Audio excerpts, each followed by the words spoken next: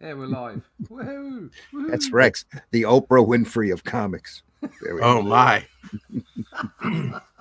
Maybe Whoopi Goldberg? Oh, You get a no, comic. No. You get a comic. I'm going to an island. See ya. Yes, welcome to The View, folks. Come on in. And Rex is too early in the morning for you to be insulting us. Too slurry. You had it right the first time. Slurry. Slurry. Yeah. Slurry. That's like 4 a.m. in the morning here. You'd slur too, Randy. If you look at something and there's nothing there, what's the difference of figuring out what it was in the first place? Yeah. Right. Coming in, folks. It's time for an episode of Comics by Night here for the 17th of May. It's May 2024. It's this May. It's this May. It's this May. It's dismayed. I'm dismayed. How's that? Dismayed. Yes. Exactly. Running the opening. Here we go.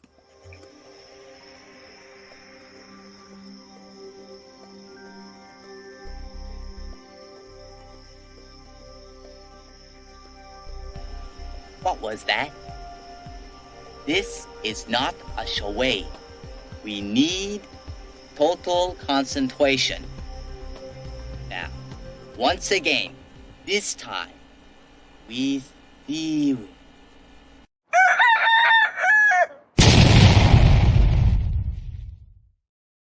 Come on in, folks. We see you out there.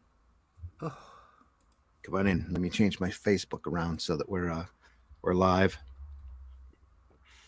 Let's see if it'll load in. Yes, here we are. 2 clicks and we're good to go.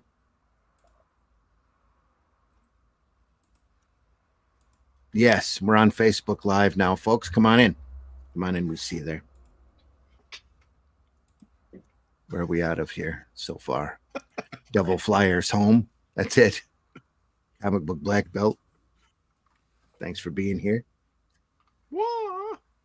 I very rarely do that. Do you? Okay. I only go wah when I'm taking a piss. Well, that sounds like a personal condition. Wow. A bullshit?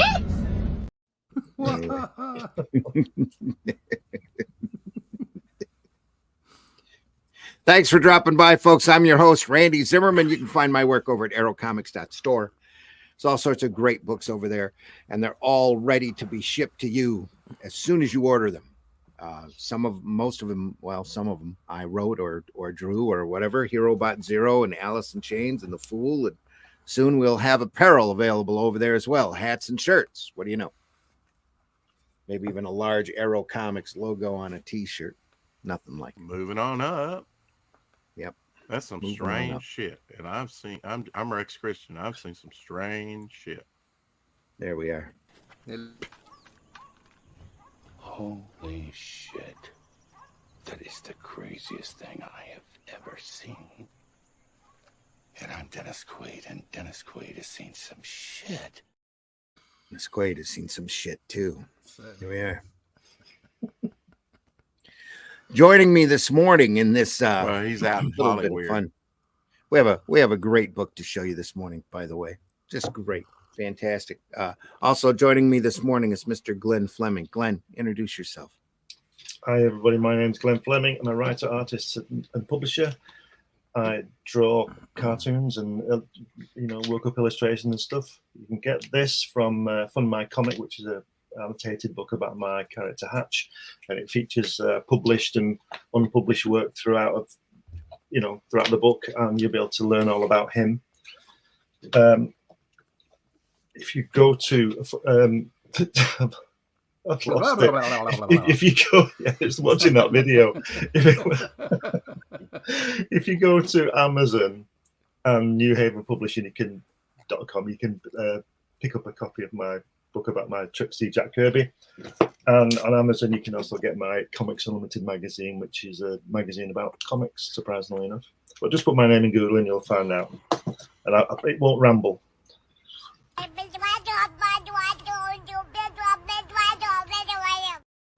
Exactly. There we are. Yes. Now that I understand. Yep. Also joining us this morning, Mr. Russ Leach. Russ, introduce yourself. Hello. Wait a minute. Let me put you up. Hello, There you are. there you go. My name's Russ Leach. I am the comic book black belt. There That's you what you call placement, folks. Yeah.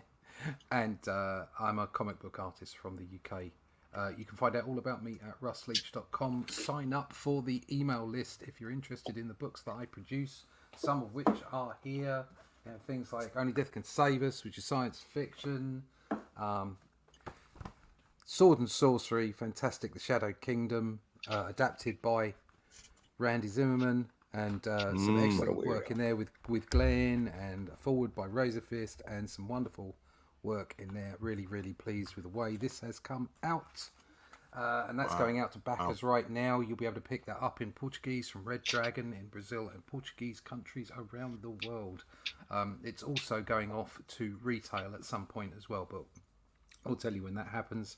Plus, the black and white special edition hardback version is on the way, and an art book from me, as well as Only Death Can Save Us 3. That's apart from all the other stuff that I've done back in the past, which will be coming out in the art book as well.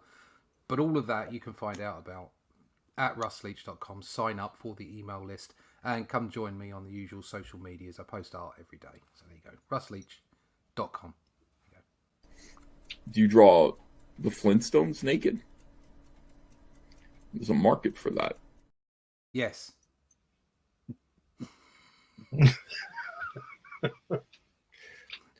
Also joining us naked for money. There we are.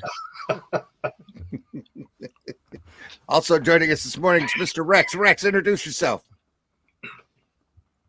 if you can. I draw the Flintstones, but naked. You stole the Flintstones' butts. Anyway, I do a book called Devil Flyer. This character here with a. I will draw them naked. I mean, I will draw Flintstones, but with me naked. That's what I meant. Yeah, that's right. Anyway. Anyway, I do I have this up on Fun My Comic right now. On Daily today, we're going to have on Phoenix Press. We're going to have on Rebel Comics.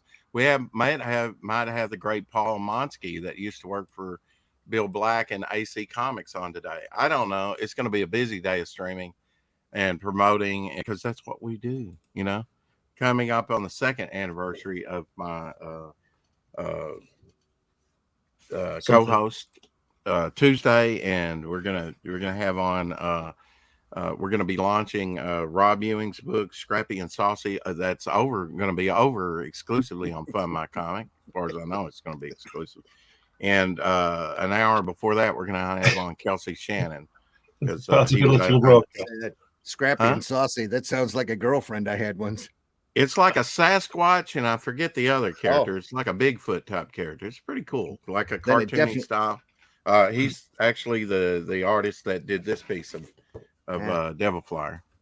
Did a couple pieces actually for me. Then it definitely reminds me of a girlfriend I had once. The cops are doing their job as long as they don't be mean to people who are actually being innocent. Then I'm all gravy, baby. I actually live around people like that. No joke. That are all gravy. There we are. Folks, today we're going to start. Gravy, baby. There we are. Today we're going to start looking at this wonderful book here, Strange Worlds of Science Fiction by Wally Wood. Time to get some wood on. Yeah. Oh my gosh. Quick camera adjustment and a removal of my name here. I assume that's why you put all gravy, baby on first. All gravy, baby. Mm-hmm. This is when artists used to draw women as real women. Mm-hmm. It's when artists used to draw. Never mind anything else. That too. They knew what a pencil and paper were. I was friended in a couple of places yesterday and today, and it was by other artists. And that still sounds like a personal problem. Because of AI and all the rest of it. It used to be that if another artist would friend you, you'd look at their work and go, "Yeah, I really like that. Yeah, fine. I'll follow them back or whatever." And now you don't know. So no. I got followed yesterday by someone, and I went and looked at their work, and there were very few posts, and all of the work looked different. And I thought, well, they probably didn't do that themselves. Yeah. And it's quite a sad situation that you're now examining the work instead of looking at it and going, "Oh, that looks nice. Yeah, I'll follow back." You're looking at it and going, "What is this?" You just can't trust anything. You should always do that for anybody who asks for a friend request anyway, or else you end up with a lot of ads about No, I mean, I getting do. rid of fat. Yeah, I do obviously filter, but what I'm saying is, if it's an artist, you tend to just you tend to obviously you do the normal filtering, but you go and look at their work, and when their work looks, every image looks slightly different. You're like, oh, okay, what's this all about? Yeah. But no, this is beautifully drawn, isn't it? It's lovely. There's some great gravity. I like your Incredible Hulk mug, by the way, Russ. Thank you. This is very much an Einsteinian cover because there's a lot of gravity involved. Yeah. Yes. This book was done by Vanguard Publishing. It's lovely. It's nice and thick. When was it published? Looking. Wow.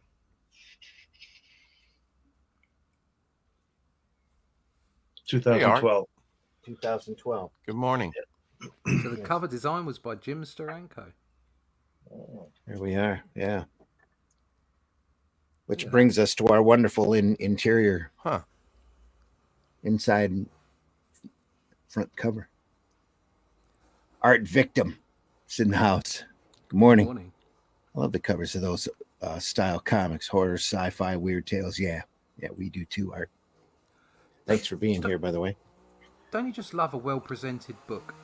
Yes. Yep. It's definitely one of them.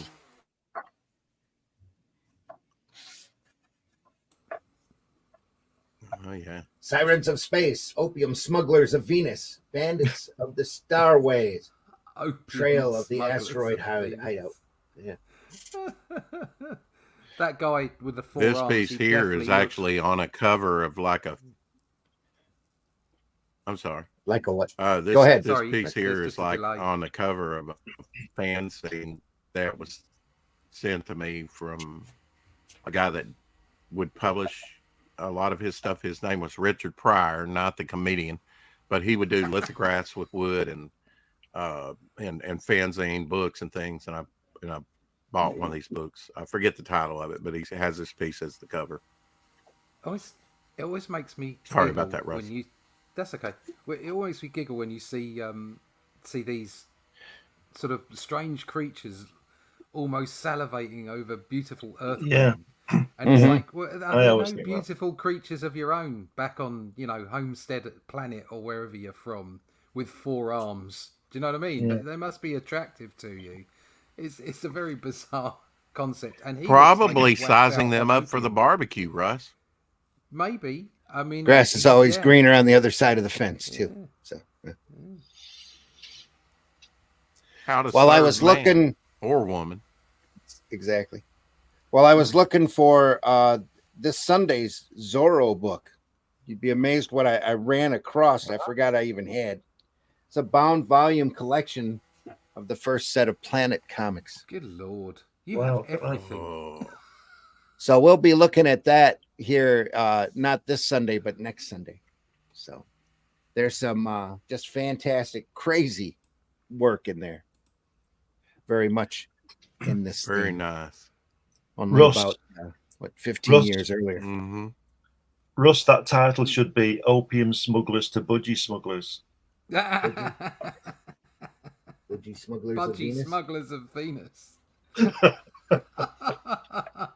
We have a lot of stories to look through. I'd buy that The for great- $1. The Great Wally Wood. Introduction by David Spurlack. Who I think I bought this book from at a show. Flying Saucers, Spawn of Terror. That's just There he goes. What an incredible sight. That's You what should she have had said. him sign it. look at that panel on the left, the page on the left-hand page, just the ink lines on it.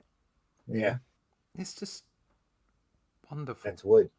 That's why this is such a great book. It's all wood, and it's all right when he's at his very best.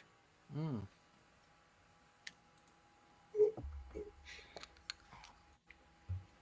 With a deafening roar, the 2-mile-high space Leviathan lifted slowly, climbing skyward.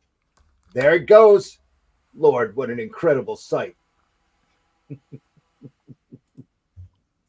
So cigar-shaped spaceships. Great. The flying saucers, spawn of terror. Destination Earth or Destination Moon, something like that. Yeah.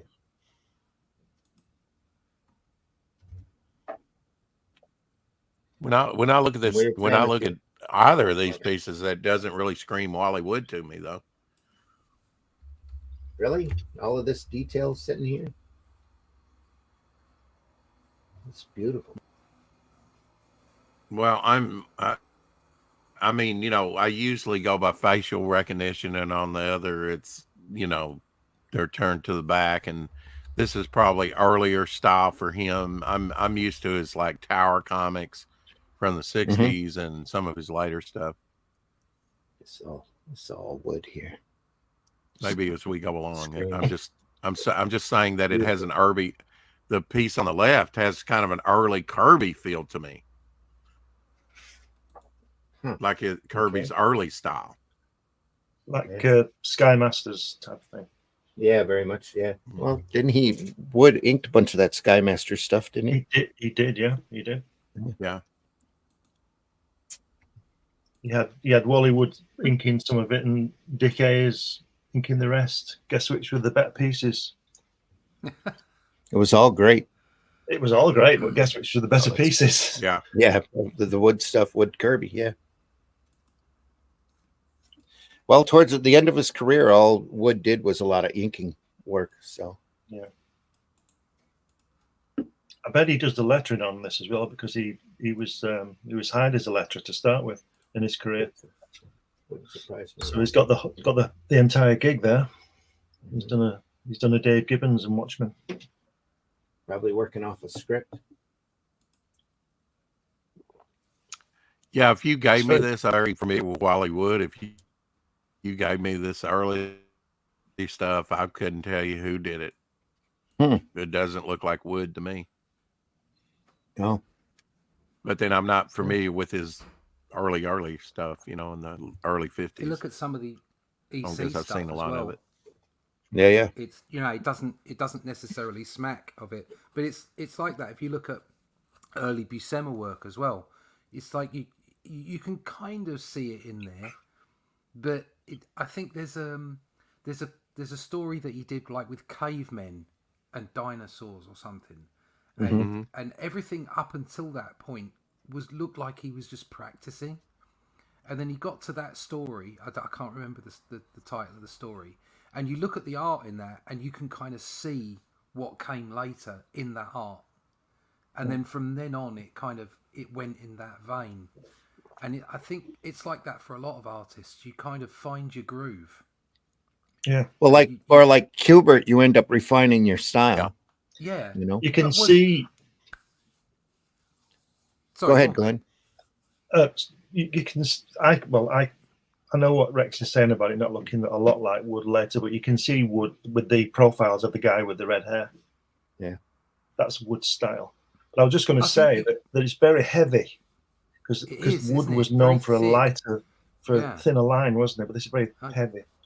I think in some of the more delicate lines you can see Wood. Yeah. You can see his later work. And you do refine your style, but there's this area of your career, there's this area of your production where you're playing and you're not quite sure where you're going yet. And some people it takes longer than others. And then for a lot of these artists, because they were working so much, they had so much production to do, I think they came to it a lot quicker. Yeah.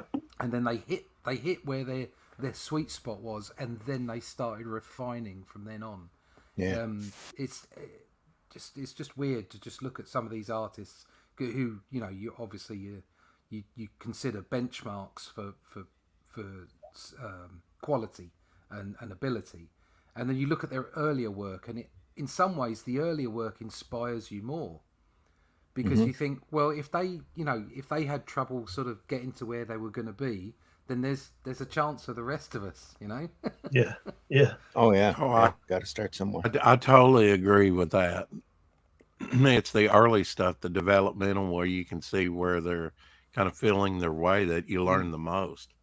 If you're just looking at the refined product, it's like looking at a model while you're trying to body sculpt your own body, at the gym. If you're looking at this maybe hyper realized figure, you see the distance in between where you're at and where they're at, and you may never be able to achieve it. But if you see sort of the little rougher, I'm getting there type stuff, it's this I can see a little bit of Wood in, like you were talking about the profile there on the.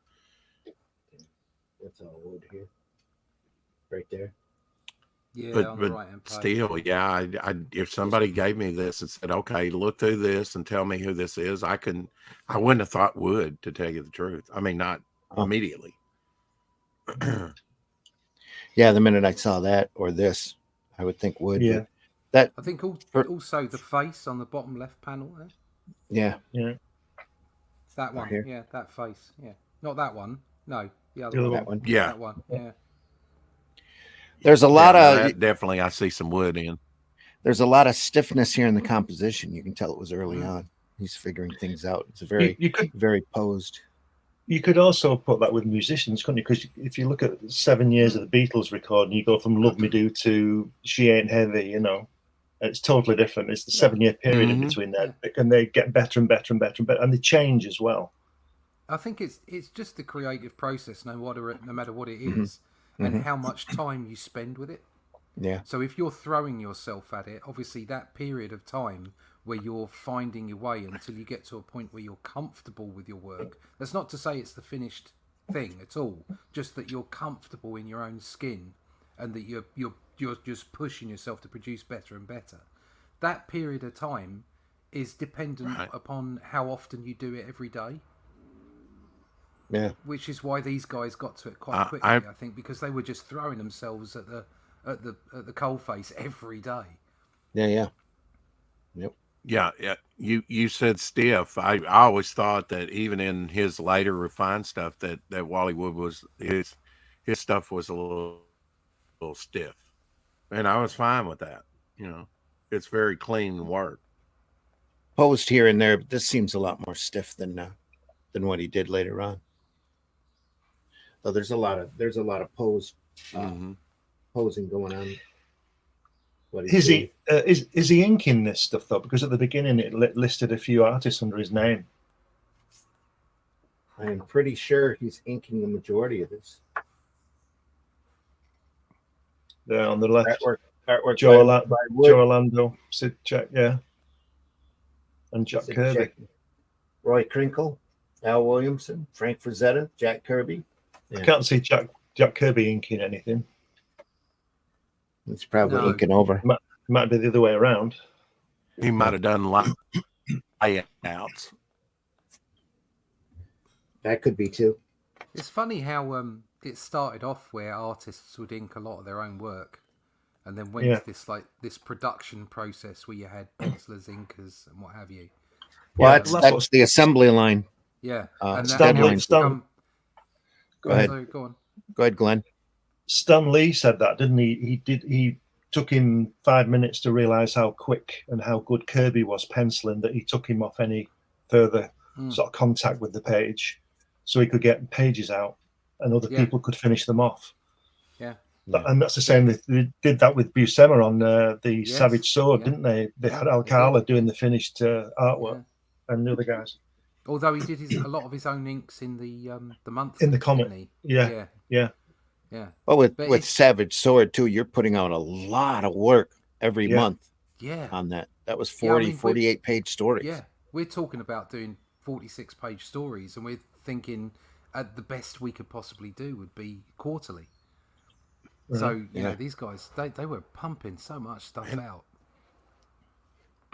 And I don't think it really helped the sales of it. If if you just take a look at Fantastic Four, like issue 5, you see Senate coming in very early, and then it was years later in the issue 40 something, like 42 or something, that he kind of becomes the regular inker at that point. But I would argue that Senate was the best inker in that one issue.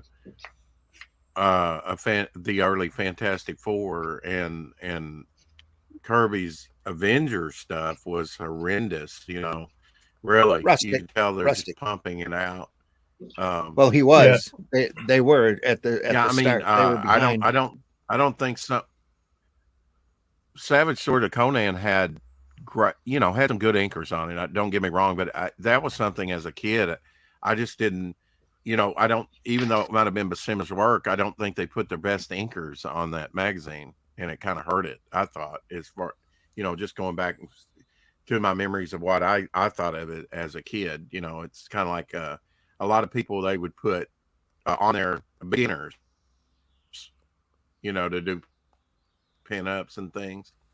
Are you talking? Well, they were about getting to give them a start. Savage Sword of Conan magazine, or are you talking about Conan the Barbarian or Conan whatever it is? I can't remember the monthly magazine. Comic. The magazine. The magazine, because they had like Alcala and Ernie Chan.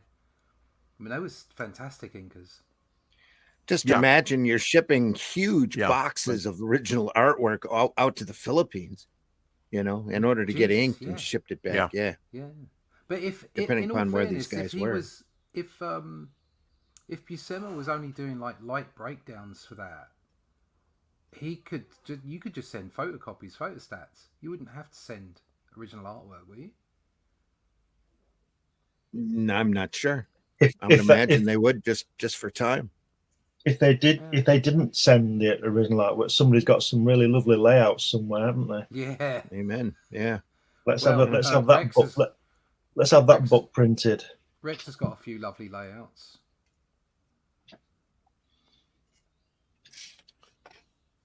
More flying saucer for just a few here. Just a few, yeah. That's a dodgy shoulder on that left page at the bottom, isn't it? Yeah.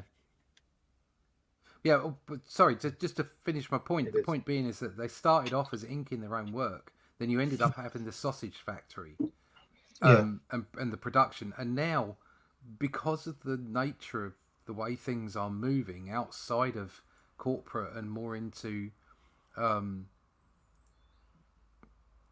crowdfunding, individual, independent comics, and artisan comics. You find a lot of artists are now, and because of the necessity, a lot of artists are now inking their own work.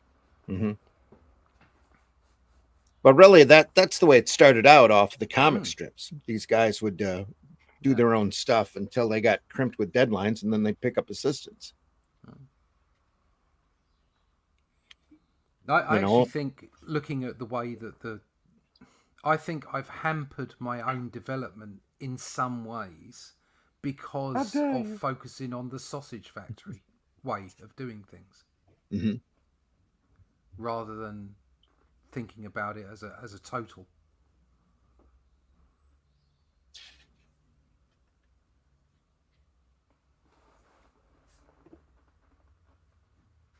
Cool.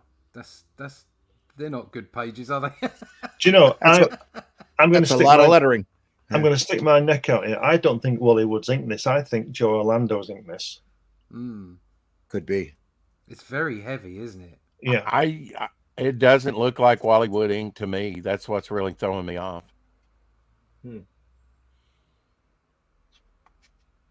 Just to go back into what Rex was saying earlier about Jack Kirby, being inked by Sinnott in issue 5 on Fantastic Four. That to me, I agree with it. That to me underlines how Joe Sinnott, as we said before, was an embellisher, not an inker. Yeah. And I think that in those early days, Kirby was doing everything and doing very rough layouts, and it would depend on who was inking it, because they would just be inking what he put, which wasn't finished work. But Joe Sinnott was so good that he could. Not a lot there. Yeah. I think Inca just doesn't do Sinnott justice. No. Sinnott was a great artist. Well, you know, Vince Coletta would was. have a totally different take on Kirby's layouts than, say, Joe Sinnott. Yeah, Well, it's but night Joe and day. Sinnott's work, if you look at the way that he ran through, I mean, that run that he did on Fantastic Four and the number of different artists he inked over the top of, and yet the whole thing had a feel, a look to it. Mm-hmm. You could still see the pencilers underneath, and yet it still had that consistency. And that's I think it's unmatched. I really do think yeah, it's unmatched. and that's why when Buscema came on it after Romita for a couple of issues, they brought Joe Sinnott back to give it that look again, didn't they? Yeah. Yeah. And it worked, and it was this consistency, and it was beautiful. It's a beautiful thing. I can't say enough good words about Joe Sinnott. He's a genius. Mm-hmm. Yep, absolutely. More flying saucers. Yeah, well, that's more like it. Yeah, that's Wood. This is off of an EC story here, though. Right. But that one on the right, it's this is more like it. It's a different inker. Yeah, it's Joe Orlando. Yeah. Weird Fantasy 12. Here, this is from Avon Publishing, 1950. This is a couple of years before this material.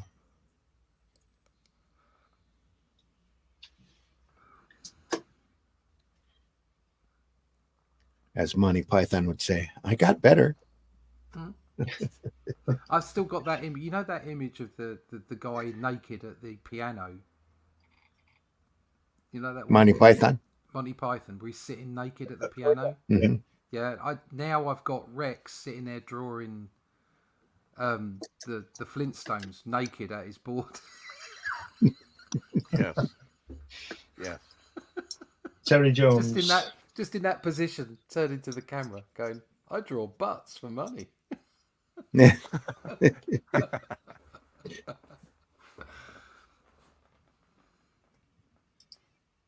These guys have rather... Can you hammer a 6-inch spike through a board with your penis?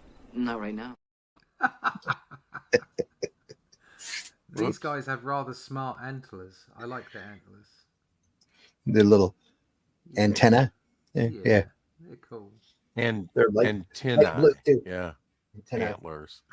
It's kind of antlers, though. That's it. He's a 4-pointer. Yeah. He's got more. He looks like little roots growing out the top of his head. Root man. He's got a funny face as well. We're planted looks upside like down. A hood ornament to me. Yeah.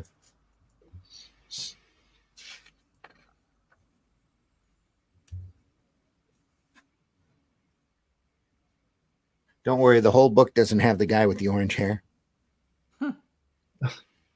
There's those thick panel borders again. Yeah. Must have been a sign of the day. Just draw inside the lines. Yeah. If I'd never seen Wally Wood, his work, and you were telling me this how good he was, I wouldn't be going along with it with this. No. But it's also typical of the day, though, of the artwork that was done. Kind of jammed in, a lot of lettering. It's funny when they draw all the old crime aliens. comics are like that.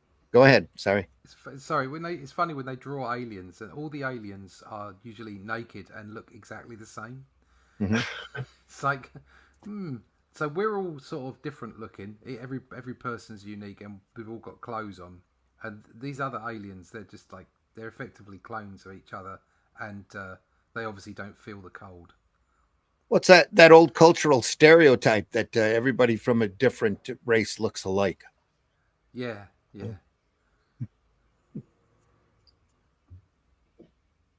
Well, my friend married a Chinese lady, and he went to live out in China, and the Chinese people used to say to him, all you white people, you all look the same. Yeah. Yep. So it just shows it's quite universal. It's all about pattern recognition, isn't it? Once you get used to patterns. This guy here is making an important point to the story because he's pointing at the word. His fingers up in the air. Yeah. It looks like friend Zara in our supercar. He's got very big bulbous eyes. He looks like he may be, quite stressed. Oh no, they do have pants on. He's just always surprised. That's all. Yeah. He's got Marty Feldman eyes. He's surprised that he's surprised that people have got clothes on. Yes. Yeah. It's like, what are all these people doing? Why he's aren't they saying- all shirtless? Yeah. Especially since their sex organs are on top of their head. Yeah. Yeah, why do none of them have sex organs? Well, we're wearing pants. Yeah. It brings a new meaning to dickhead, doesn't it? It does. That was a villain for an adult comic I did once. Dickhead. Nemesis for I'm Captain going to Dildo. opt out of this conversation. That and the evil vibrator. Which was actually what they were going to call the shocker on Have Spider-Man you now? until The somebody in evil legal told him vibrator. not to do it. Yeah. Don't do that. Don't call him that. You don't want to call him. Batteries not included. We have to come up with another name. Well, we'll call him the shocker then. Well, nowadays you might not want to do that either. Wow. They got funny mouths. You got a funny mouth. They're all getting back in the cryogenic things on the Nostromo there at the end. That had happened. Yeah, we're all going home. This place is crazy. Yeah, exactly. They wear clothes. You guys are nuts. Could you Get imagine flying around the galaxy and then going crazy because people were wearing clothes?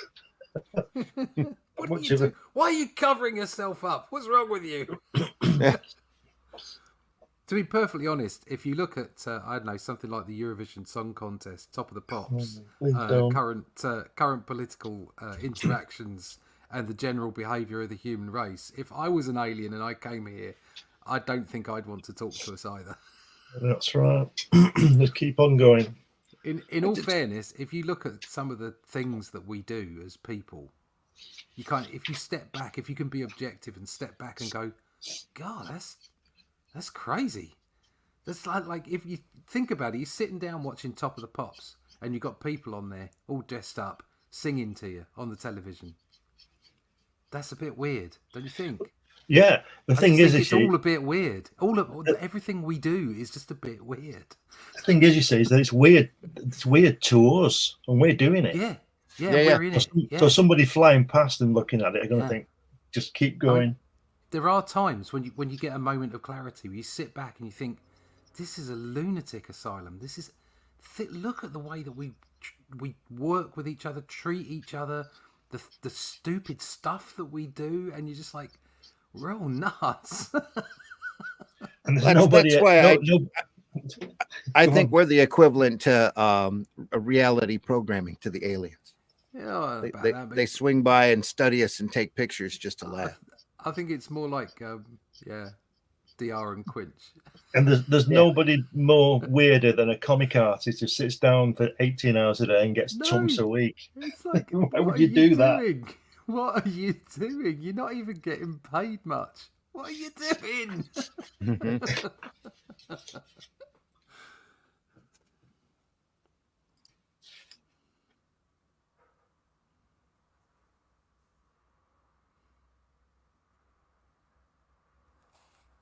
Oh no, they've left him on a strange planet. Looks that way. There's little flying amoebas here. Life with the amoebas. No one can see us. This is all wood. Nobody does this kind of spaceship. You can see it Kill the turning rabbit. up. Kill the rabbit. It's starting to develop. Yeah.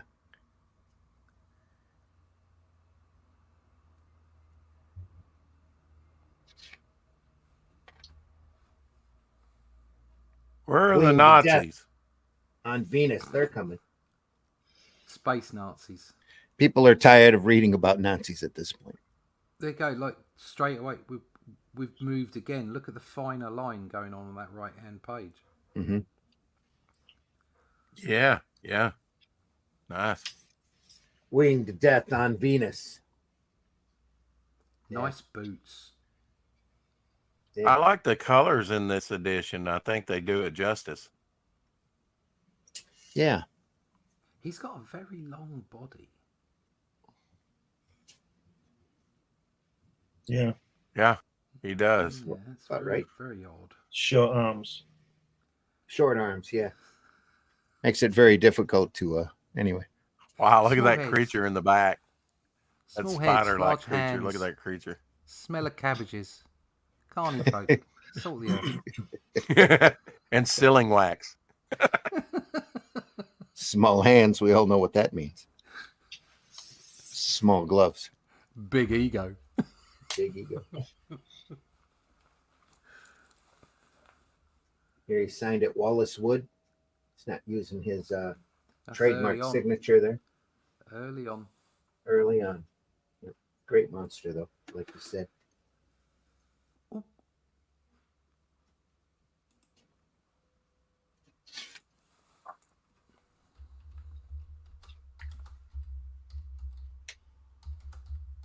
Some more wide-eyed aliens here. The goldfish bowls on the head. Yeah. Classic. Classic 50s science fiction.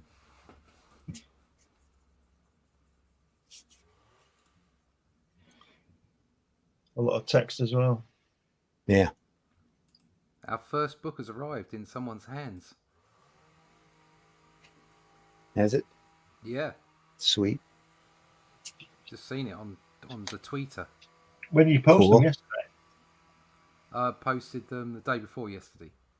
Oh, yeah. Might get it today, then. Yeah, it's possible. People might actually read it soon. Hope they do. Woohoo! Yeah.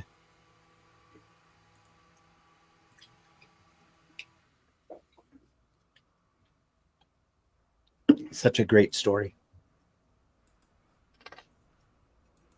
Little octopus alien here. Long tail. Octopus. Calamari. Yeah, it's getting more of a look now, isn't it? Yeah. Good shot. Got it. I could definitely identify Wally Wood from these pages a lot easier than that other. I would have to study those others long and hard, but not so much.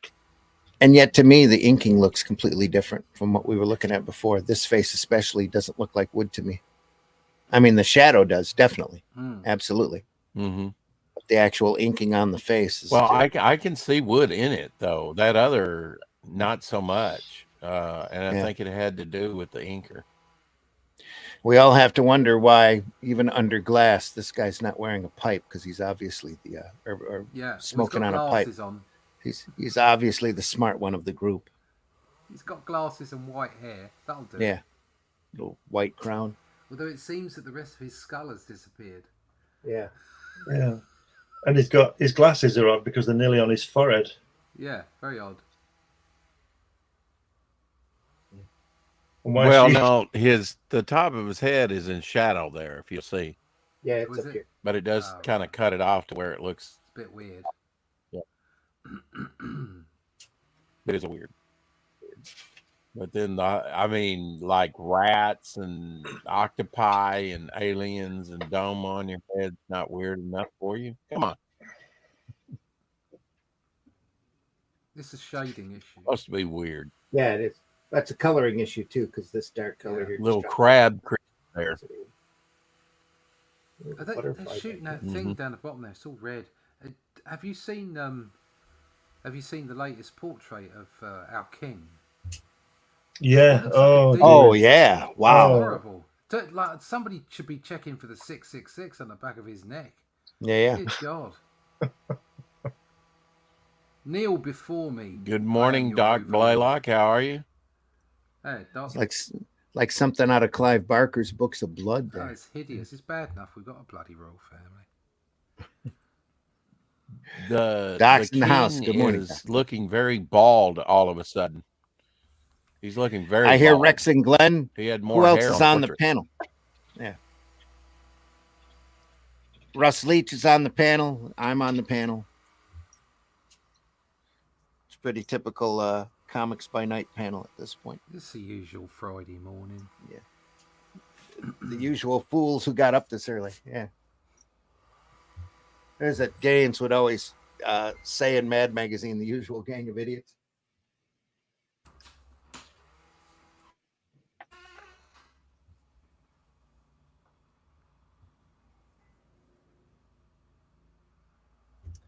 We also have an important speech from young Joe Biden here as well, you know.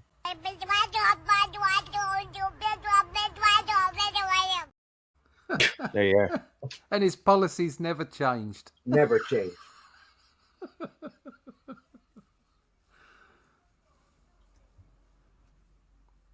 These guys have all got I would wings. disagree with that. They only get worse. They get worse. You know, the more he's controlled, the crazier it becomes, it seems.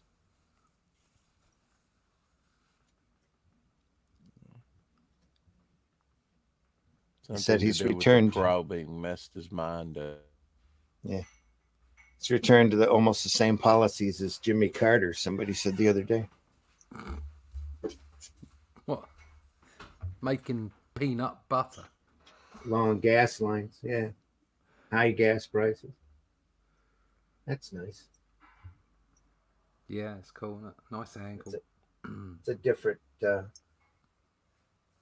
pose from what we've been seeing. More wings.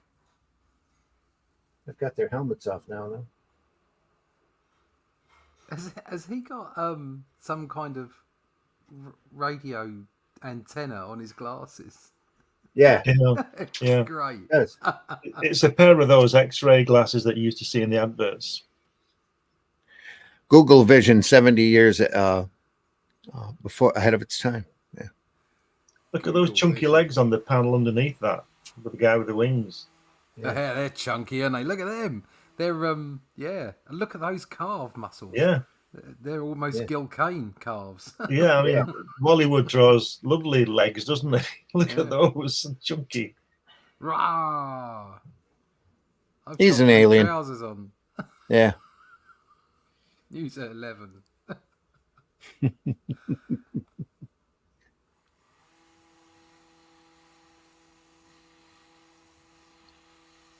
Sorry if you can hear any machinery in the background. It's all right. It's all part of the transparency. Yeah. I'm not wearing any pants. Film at 11. Yeah. Braggart. Neither am I. You've not got anything on. You're drawing monkeys' butts. There we are. The monster god of Rogor. Solid wood right there. Very, very much the god of Roger. Seen it. Done it. Rogor. Roger. Look. She looks like she's waiting for Roger there. They've jumped over to very mechanical lettering here too. Yeah. That's just from an anatomy perspective. So would they have been lettering this and handing it to Wally Wood? No, it was one of those machines, isn't it, Randy? Yeah. That was just that it's kind of a guide template thing where you've got an ink pen and you're following another template off to the side and you're sliding the template under the letter that you want and then tracing it right onto the page. I don't know if the lettering on this was done first and it was sent to Wood or not, but wouldn't surprise me. This up here, well, Wally yeah, I mean, you were saying hand. that about the two-fisted tail stories we were looking at, that the pages were already lettered and with the word balloons and everything, and then they would. So this is from different publishers like Avon. So this is all EC stuff, right? This is from Captain Science #1, the Monster God of Rogor, 1950, from Youthful magazines. Obviously youthful. This with their own girl here, very youthful. Yes.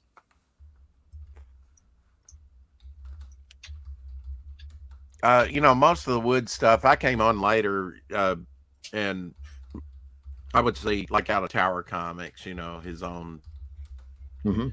brand. I would see some of his stuff, but like I just saw a lot of lettering. I mean, a lot of inking out of him. Uh, in the Marvel books, like Daredevil. Of course, he actually penciled and stuff like that in the early Daredevil issues, but he did a lot of inking. That's mainly what I saw him add to other artists was the inking. You know, his inking stuff. Well, in his later life, his eyes were going pretty badly, so he was picking up any odd jobs that he could, and that most of that was inking work. So some of his now he committed suicide in when I was 1982. Oh, somewhere around there, yeah. It's very, very tragic. I think he shot himself. Yeah. You think he was just fed up with the whole thing, or his eyesight was going, and that was a factor, or what? He'd also badly damaged his shoulder, and he couldn't draw very well. A lot of that was alcohol related, from what I understand, as well. Alcohol too, yeah. Yeah. And was he married 3 or 4 times? Tragic. November 2nd, 1981 is when he passed. On my birthday, yeah. Wrote and drew, self-published. Steve Ditko's birthday. 2 of the 3 graphic novels in his magnum opus, The Wizard King trilogy, about Odkin, son of Odkin, before his death by suicide. Much of his early professional work is signed Wallace Wood. Some people call him Wally Wood, a name he claimed to dislike. Within the comics community, he's also known as Woody, a name he sometimes used as a signature. I always remember him using like English script with the word Wood on it. In addition to Wood's hundreds of comic book pages, he illustrated for books, magazines, while also working in a variety of other areas: advertising, packaging, and product illustration, gag cartoons, record album covers, posters, syndicated comic strips, and trading cards, including work on Topps Landmark Mars Attacks set. Mars Attacks, yeah. Which we looked at on a Sunday Funnies, not probably 6 months ago at this point. EC publisher William Gaines once stated, Wally may have been our most troubled artist. I'm not suggesting any connection, but he may have been our most brilliant. He was the inaugural inductee into the comic book industry's Jack Kirby Hall of Fame in '89 and was inducted in the Will Eisner Comic Book Hall of Fame in '92. Born January 17th, 1927, Monaga, Minnesota. I think that's Monaga. Yeah, Monaga, Minnesota. Began reading and drawing comics at an early age. He's strongly influenced by the art styles of Raymond's Flash Gordon, Knift's Terry and the Pirates, and Foster's Prince Valiant, Eisner's The Spirit, and especially Roy Crane's Wash Tubs. Yeah, you can see a lot of that in there. Recalling his childhood, Wood said that his dream at age 6 about finding a magic pencil that could draw anything foretold his future as an artist. Wood graduated from high school in '44, signed with the United States Merchant Marines at the close of World War II, and enlisted in the U.S. Army's 11th Airborne Division in '46. He went from training at Port Benning, Georgia, to occupied Japan, where he was assigned to the island of Hokkaido. 47, age 20, Wood enrolled in the Minneapolis School of Art, but only lasted 1 term, arriving in New York City with his brother Glenn and mother Elma. After his military discharge in July of '48, Wood found employment at Brickford's restaurant as a busboy. During his time off, he carried his thick portfolio of drawings all over Midtown Manhattan, visiting every publisher he could find. Briefly attended the Hogarth School of Art, but dropped out after 1 semester. In 48, he enrolled in the Cartoonist and Illustrator School, now known as the School of Visual Arts, staying less than a year, although he made a number of professional contacts which helped him later. By October, after being rejected by every company he visited, Wood met fellow artist John Severin in the waiting room of a small publisher. After the two shared their experiences attempting to find work, Severin invited Wood to visit his studio, the Charles William Harvey studio, where Wood met Charlie Stern, Harvey Kurtzman, who was working for Timely Marvel at the time, and Will Elder at his studio. Wood learned that Will Eisner was looking for a spirit background artist. He immediately visited Eisner and was hired on the spot.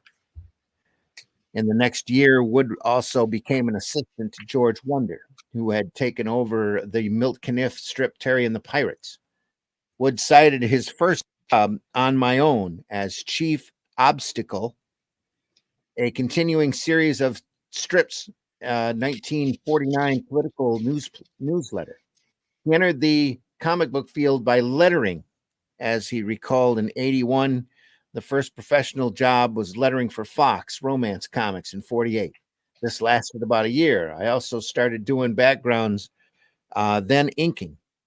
Most of it was the romance stuff. For complete pages, it was $5 a page. Twice a week, I would ink 10 pages in one day.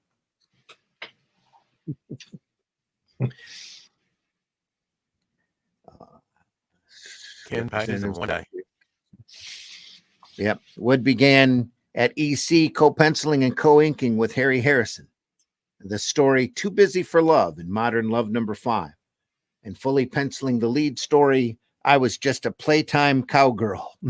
What a great title. I Was Just a Playtime Cowgirl in Saddle Romances number 11. Inked by Harrison. In the 50s, working from a Manhattan studio at West 64th Street in Columbus, Wood began to attract attention in 1950 with his science fiction artwork for EC and Avon Comics, which we're looking at here.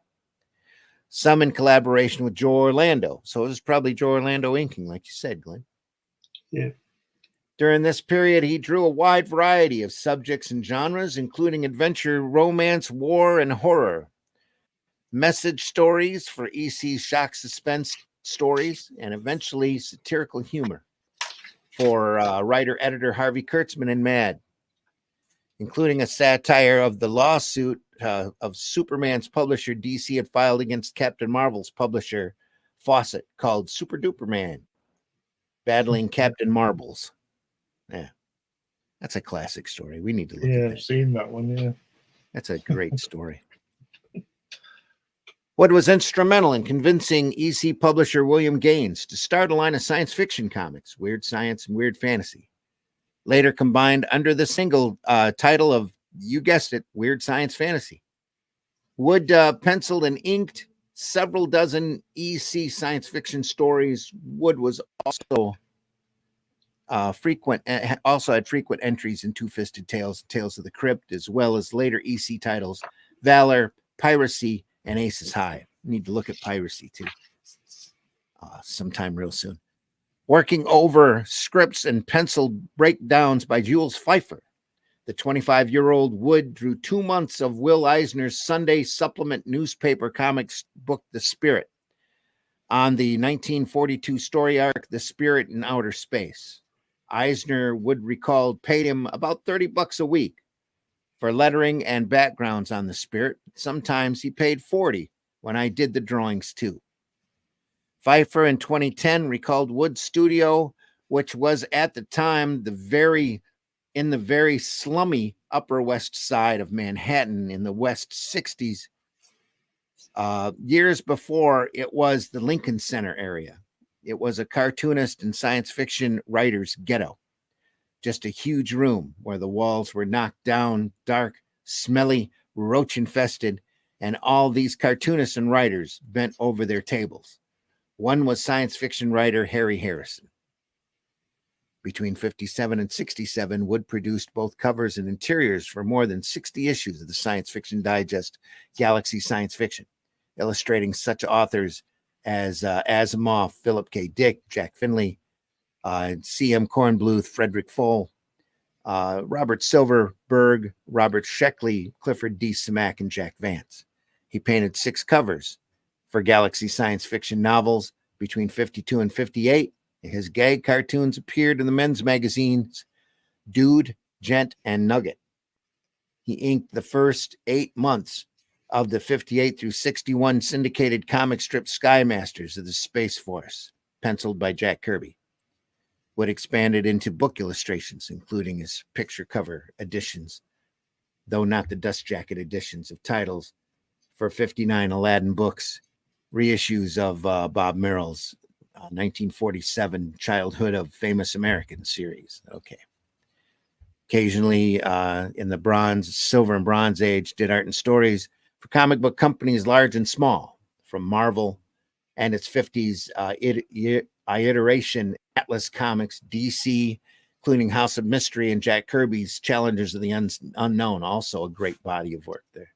And Warren, Eerie and Creepy in 1984, to such smaller firms as Avon, Eerie, who did Eerie and Strange Worlds, Charlton, War and Attack in Jungle Jim, Fox, Martin Kane, Private Eye, and Gold Key, Mars Patrol, Total War, and Fantastic Voyage adaptation. There we are. Yeah.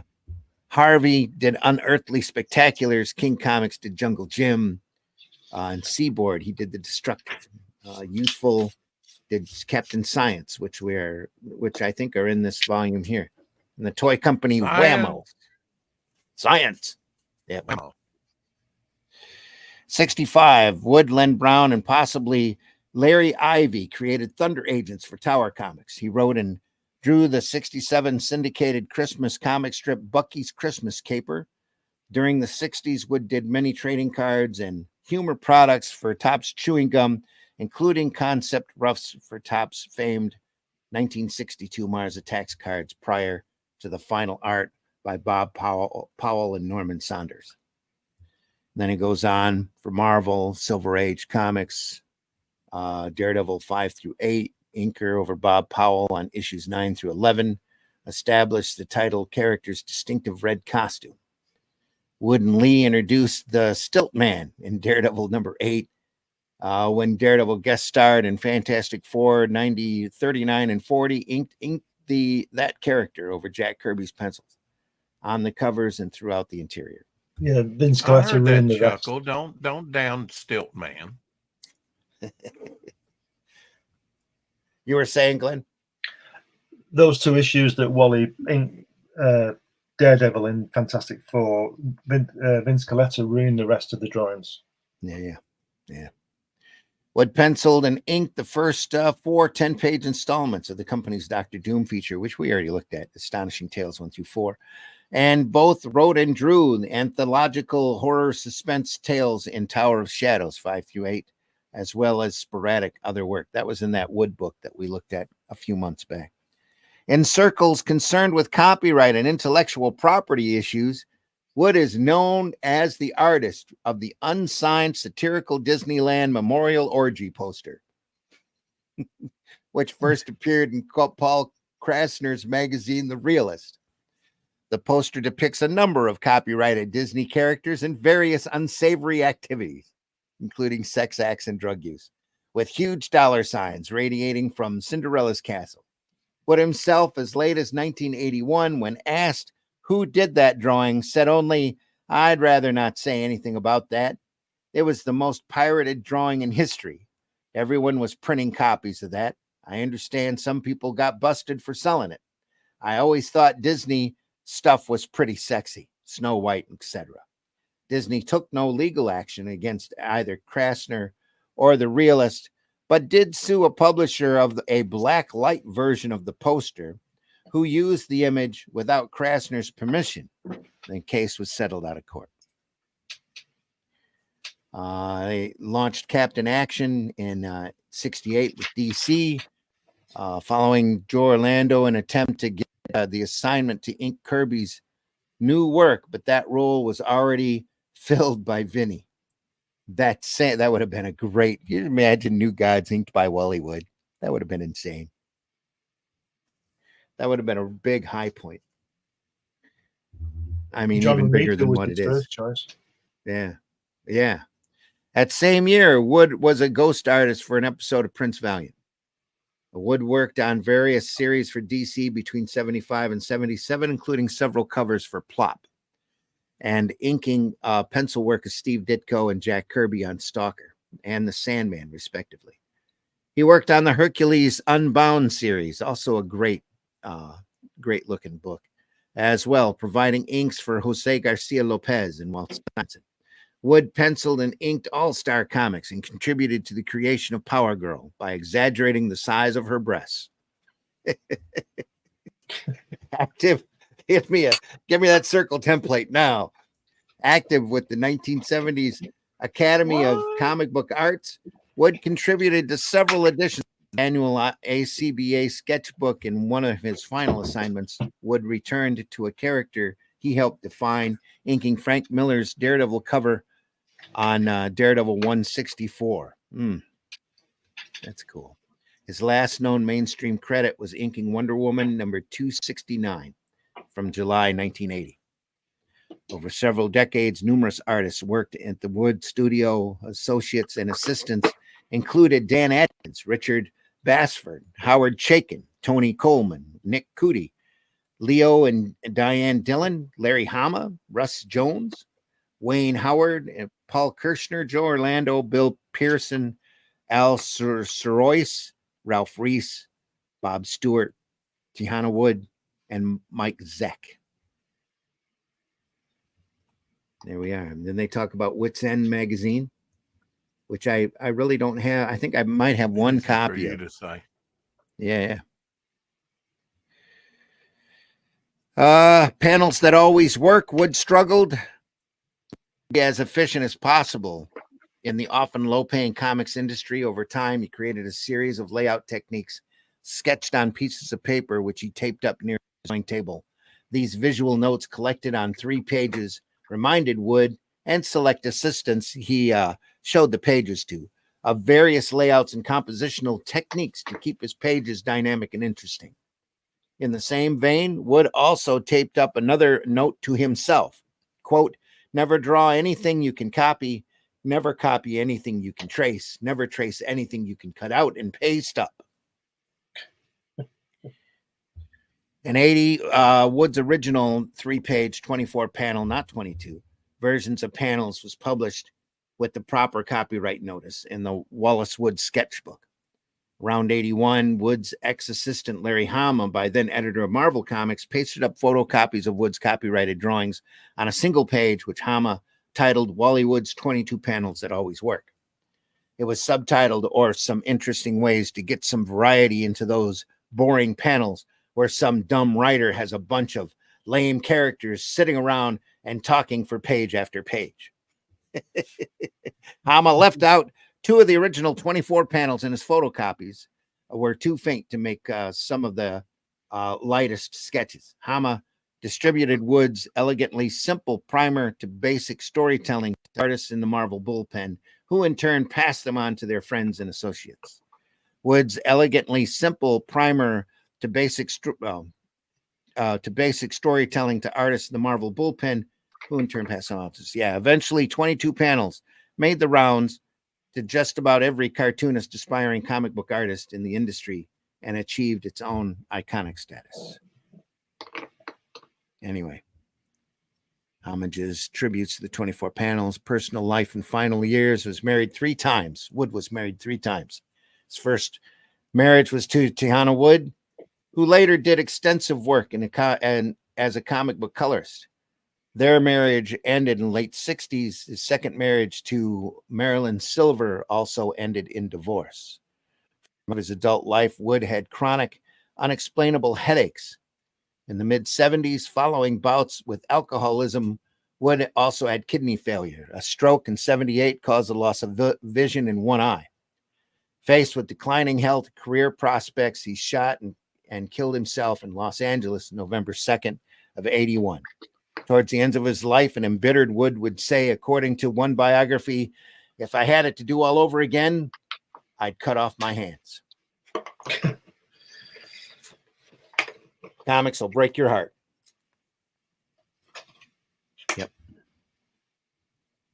And then they go on to quote sources and Fantagraphics, Life and Legend of Wally Wood, set of 2 hardcover books.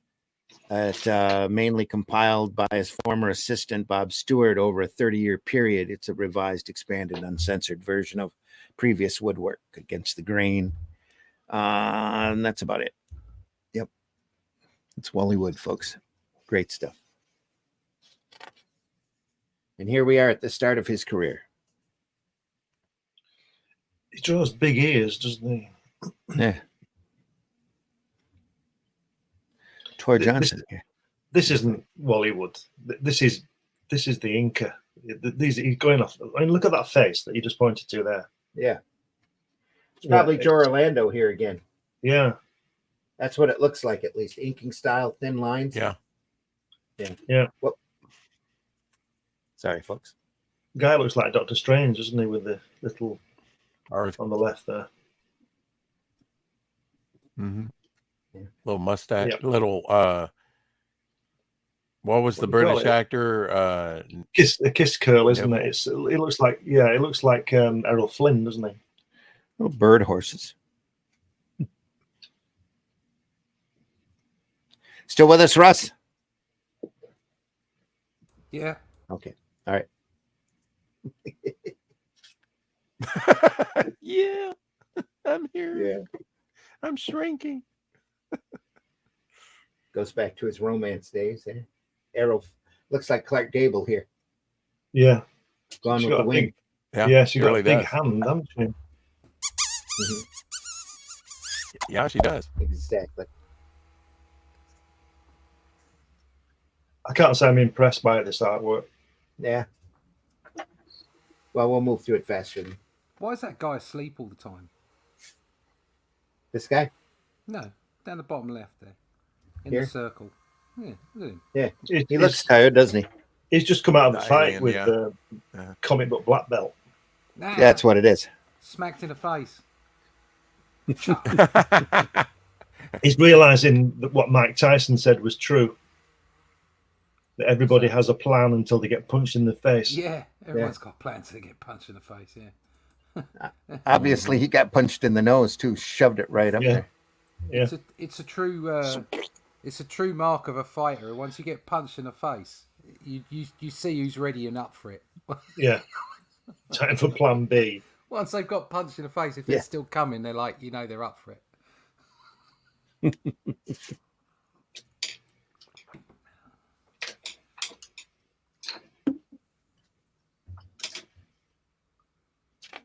That is a Gone with the Wind poster, though, right there. Yeah. No doubt. Frankly, my A little dear. bit more open layout here. Look at that.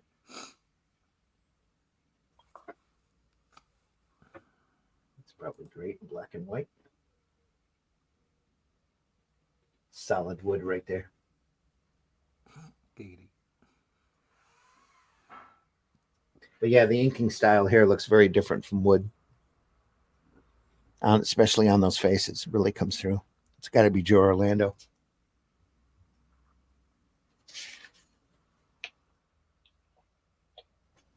Kind of gangly looking hands too. Yeah, it's hard to believe. It's hard to believe that Wood was doing full art on the pencils to end up being inked like that. Yeah, I think he was just doing layouts. Orlando's really accomplished anyway, especially at this point. They're just about to become EC regulars here.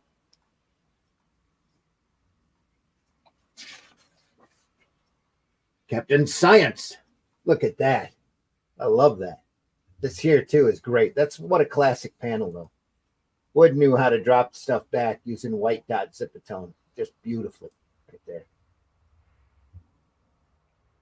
He knew how to drop H-bombs as well, didn't he? Yeah, apparently, yeah. Use that technique a lot. There's a couple of mad illustrations that have that same look to it. The Martian Slavers. That's got to be his lettering here. Yeah. Yeah, great. that's like you can see that in Mad, can't you, as well? Mm-hmm. Reminds me of not Mad, EC. No, I think you're right. It was Mad. Yeah, EC stuff. Yeah, yeah. You can see a lot of, to me, because this is the era that I grew up in, a lot of Jim Aparo sound effects are run together like this. Yeah. Just beautifully done. He's getting there, isn't he, with this now? Yeah. Yeah, it's just great right here. So he did all of this here. It's pretty obvious. Yeah. Beautiful planets sitting here. It's gorgeous work. Oh. That's why I love this book. Every page turn. Even though this is super wordy. Yes, it's some great stuff sitting here. It's a pretty boring spaceship, though, isn't it? Considering. Yeah. Well, back then, you know, flying saucers.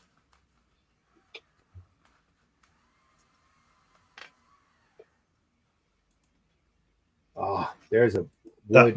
That's Wally Wood, isn't it? Yeah. That's Thunder Agents. That almost looks like Superman there. Yeah, and on the next page where he's punching we see him from the back. That's Wally Wood pose. Very much so. Yeah. Great stuff. He's got to be drawing 2 up here too. This. I bet that's something to behold. Yeah, the originals for that would be. It's almost just a study in itself, a class in sequential art right there. Especially with all the dialogue. That's got to be crazy to be working around. It's beautifully done. I love that face.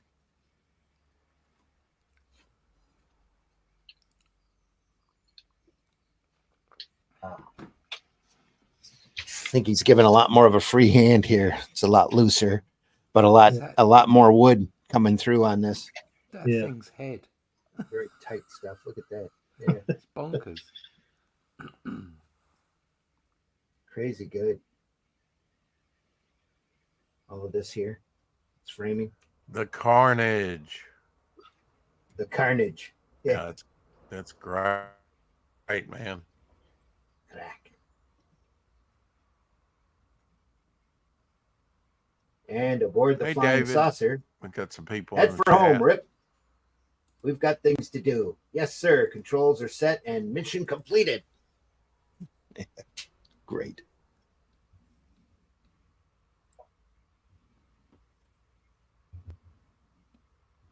Yeah, gained a lot here.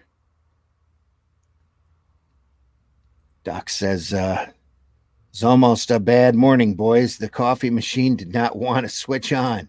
Had to fight it. Managed to get one more pot out of the old girl. There you go. Yep. Rad art in the house. Tons of detail. Yeah, always fun here.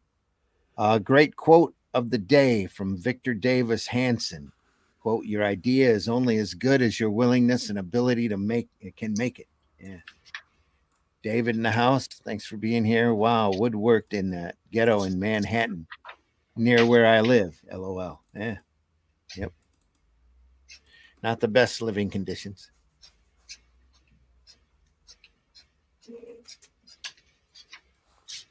There's that old classic story where a group of artists were snowed in somebody's apartment, a real bad storm, and they ended up doing an entire issue of the first fight between Submariner and Human Torch. Was done over a weekend, where everybody was shuffling pages. They even had somebody sitting and inking in the bathtub with a board draped across it.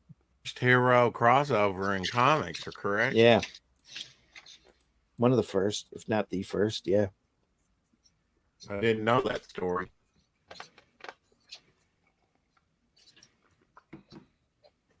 There we are again. Look at that.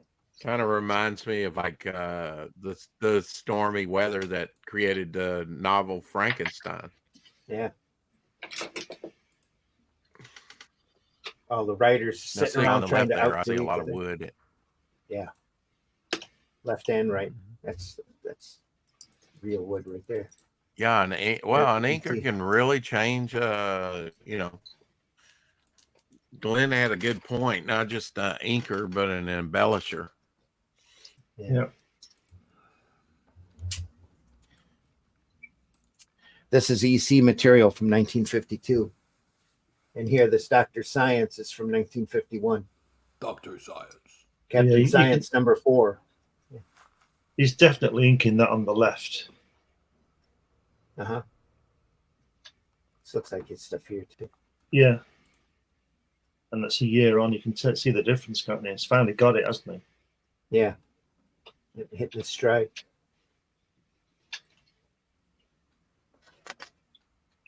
He just likes drawing pretty girls, doesn't he?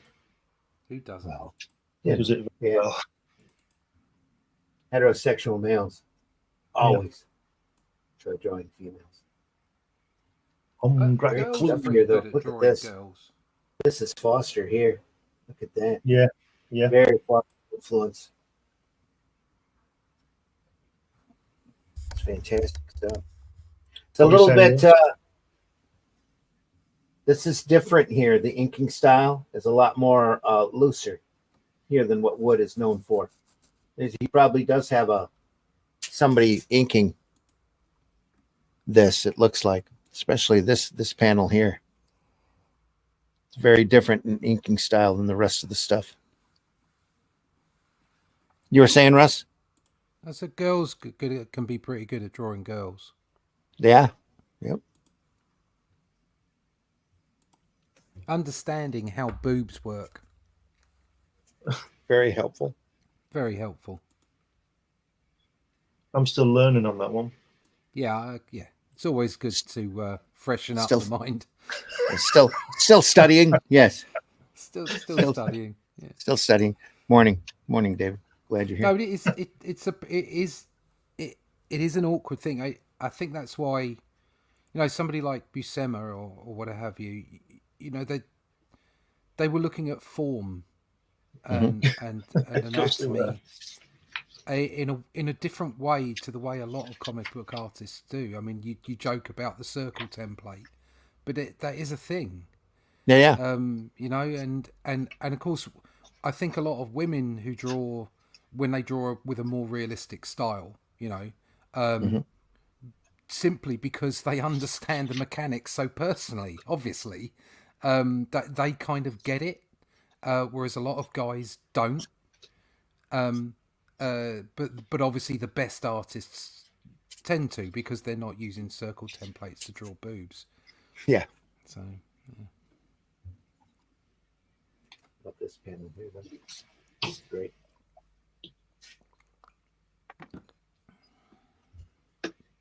Oh, look at that. There, right, we're getting into it now. Yeah. Yeah.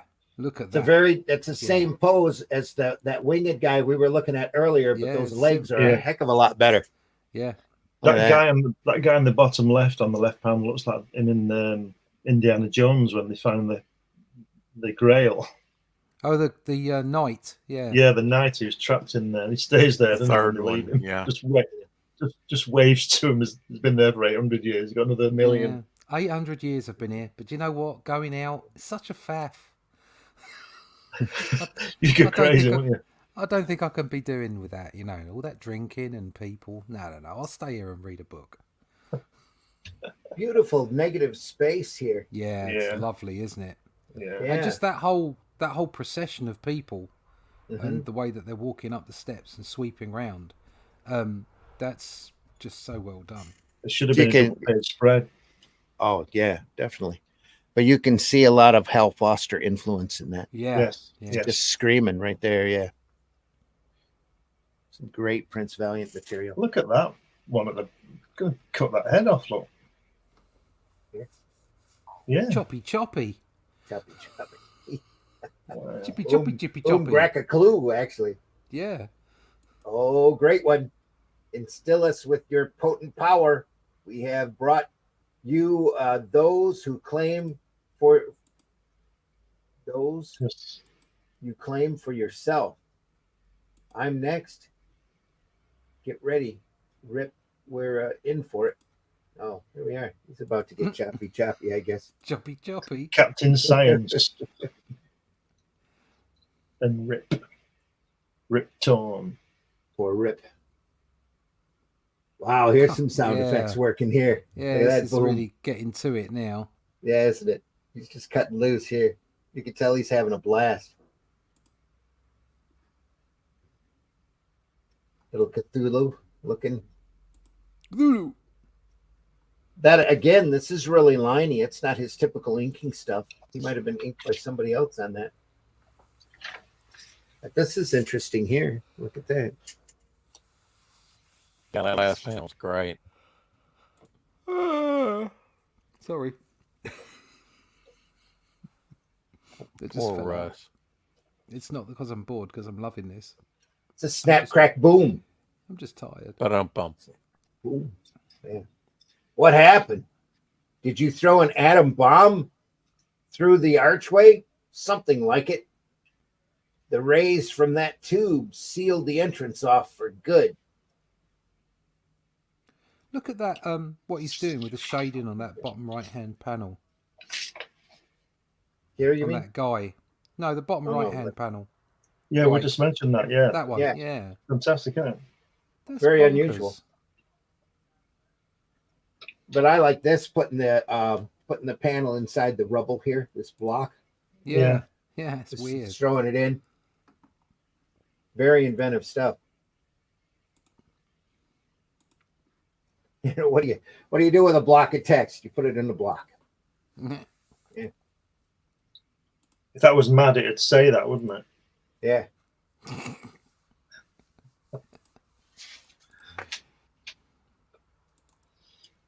Captain Science. It looks like Got Captain the superhero cape going on. The intellectual device is knocked out in negative space here. Yeah. It's got a little pipe rack working. Mm-hmm. He's just done the judo throw with that guy. Yeah. Yeah. Karate chop. Captain Science number 5, Time Door of Throm, 1951, from Youthful magazine. Captain Science, baby. She still looks youthful to me. And what a great shot here. Didn't have to put her in there, but boy, What's on the screen though? In black and white, what is that? Is that the city? That's what like a Cthulhu demon sitting is here. Is that a creature? My wife sits like that often while I'm watching the television. Really? Yeah. Good for you, Russ. Good for you. Yeah. Supping tea. The title looks like Captain Skienge. Yeah. Yeah, it could be a G here. Captain Skienge.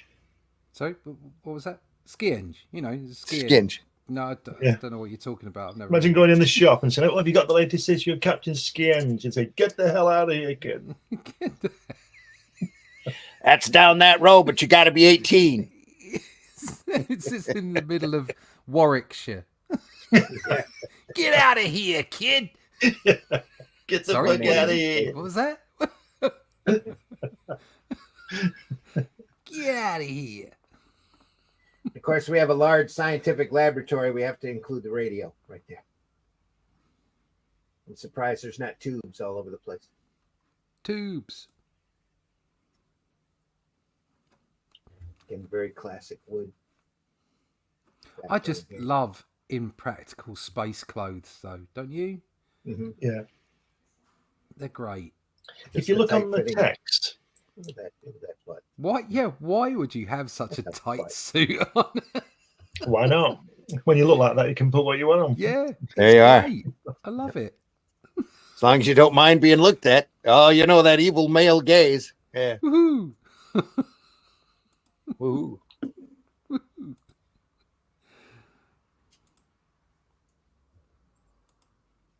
If you've got it, flaunt it. Why not? You only have it Life for will so rob long. you of it eventually. You might. Yep. You might as well show it off.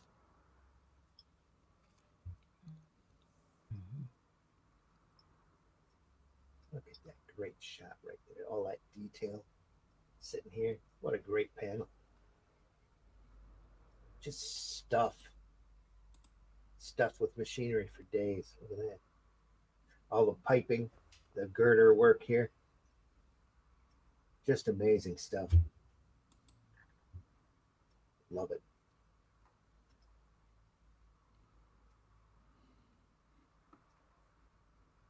And again, this is a little loose sitting here, the ink work. It was like he just tripped up there, isn't it? Yeah. I think those helmets are really lazy. I do. They're just lazy. Fishbowl helmets. Yeah. Yep. Especially when you have an air vent right there. Impractical.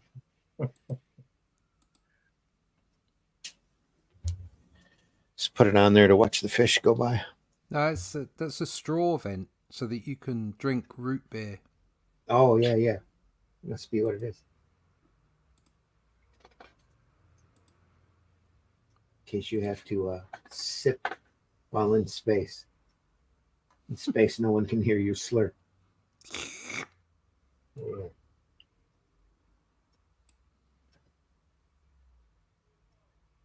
You can tell he's having a lot more fun here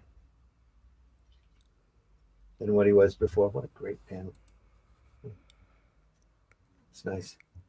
It's definitely more open. Yeah. Yeah.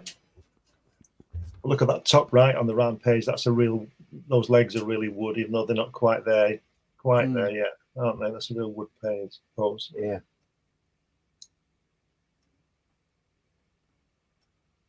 You won't get away with this. You'll never know. Throm is too powerful to pick up his own gun, so he has someone shoot him for him. Yeah. No blood on his hands. Jeeves, would you pick up the remote control and change the television channel for me? Very well. At last, we of Pluto have found a way to escape our accursed planet and reach a place of warmth and light. Captain Science goes, and that's why you would destroy life on Earth? Says, yes, for wherever we go, we are the masters. Take care of him. Yes, Throm. You won't get away with this. You won't get away with this. Because I'm going to call the police. I do like that middle panel, the one that stretches right across the page. Yeah, if you call the police, you will get away with it. Yeah, you will get away with it. No, they'll come round and they'll come round and do a crime report for you. So what's that you say? Double murder, homicide, and invasion of a planet. Yeah, we'll get you a number for that in a couple of days. Thanks very much, mate. That really helps. What's your name and birth certificate? Yeah. By the way, what's your name and number? You seem to have an opinion. That middle panel, the guy on the left there, the Throng or whatever his name is. Yeah, I love that. Mm-hmm. That's just great. He's got the thing across his face and the big ears, and he hasn't finished off the whole of the line of the mouth and just let the tooth poke up. That's great. Right.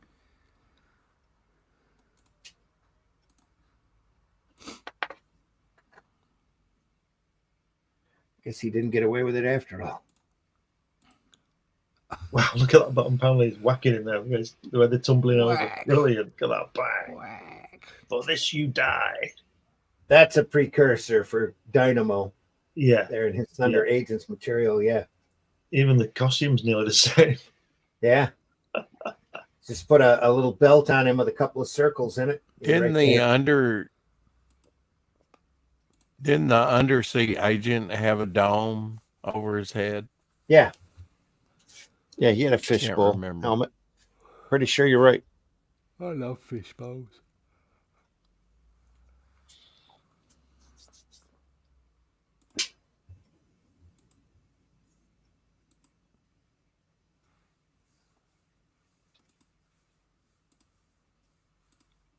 We'll throw them all right at you. Ah.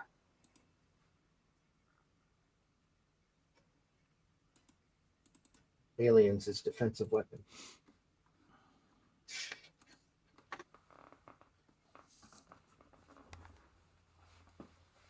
Kabloom. No sound effect needed there. On the left.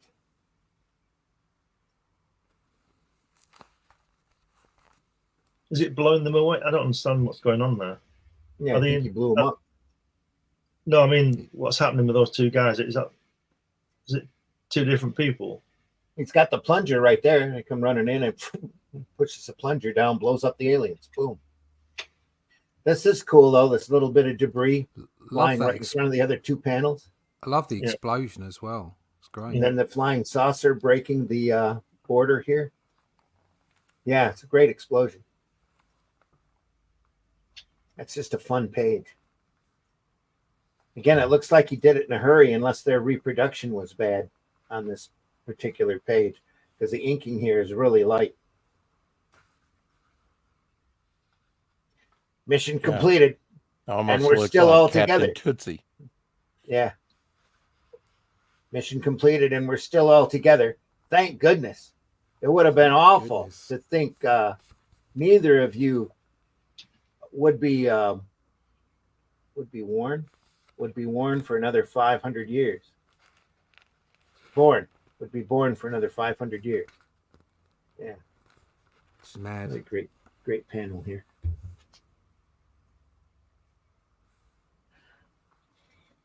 One more and then we'll call it. Yep. Yeah. We'll definitely continue this again next week. This stuff just gets better from here.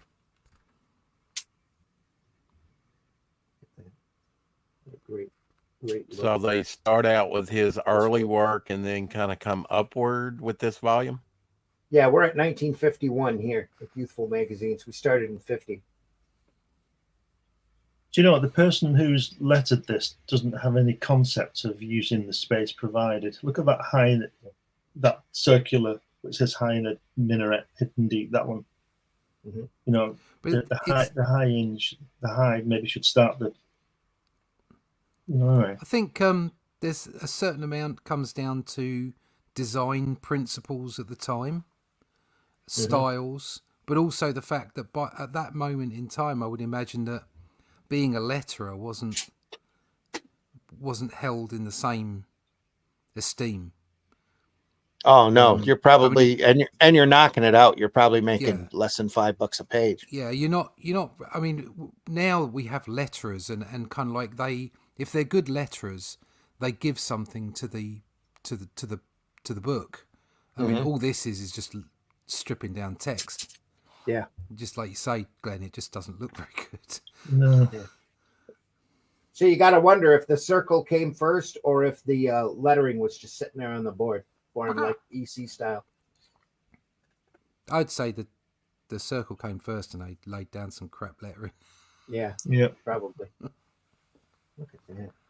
A great pose. Advancing hordes.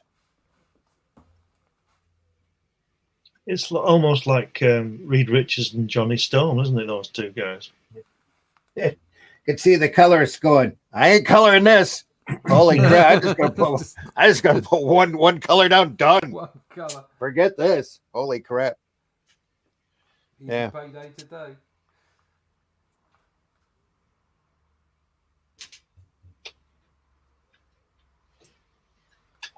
Wow.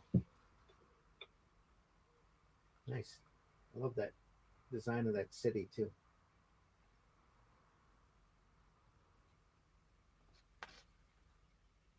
Also nice right there. Nice horse.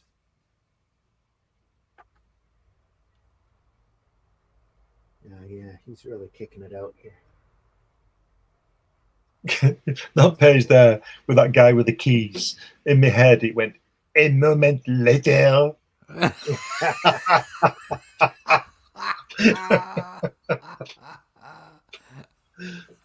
Yeah.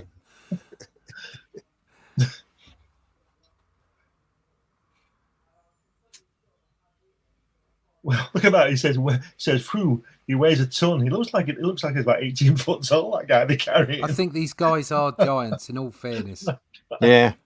I don't think he cocked up, which would be funny. Because this man has grown in several feet in just a few minutes. Yeah. He needs to. That's why he needs water. He needs to grow. He is big, though. Look at that. He's a big boy. He's a big boy. He says, "What do you want, slaves? I haven't." Oh. Yep. He's a big boy, but he goes down easy. Yeah. What a bitch! He's a bitch. He's got a glass jaw. Oh dear. This might be one of those panels that you can post out of context. Yeah.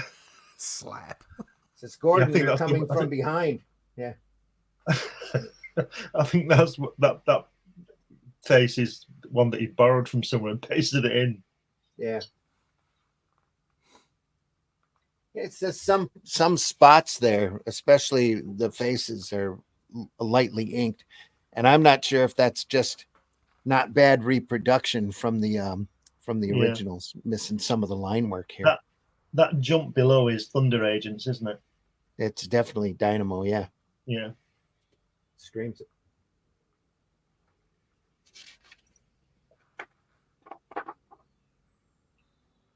Oh yeah. It's a great shot. Wow. He's all over that page. Little rip, literally. Yeah. Kind of gangly looking leg here though. It's a bit quite work. cheeky. Yeah. Actually, there's no cheek there at all. Pretty No, much. no. It's a bit, ooh, Very nice bottom though. these trousers are tight. They're his sisters.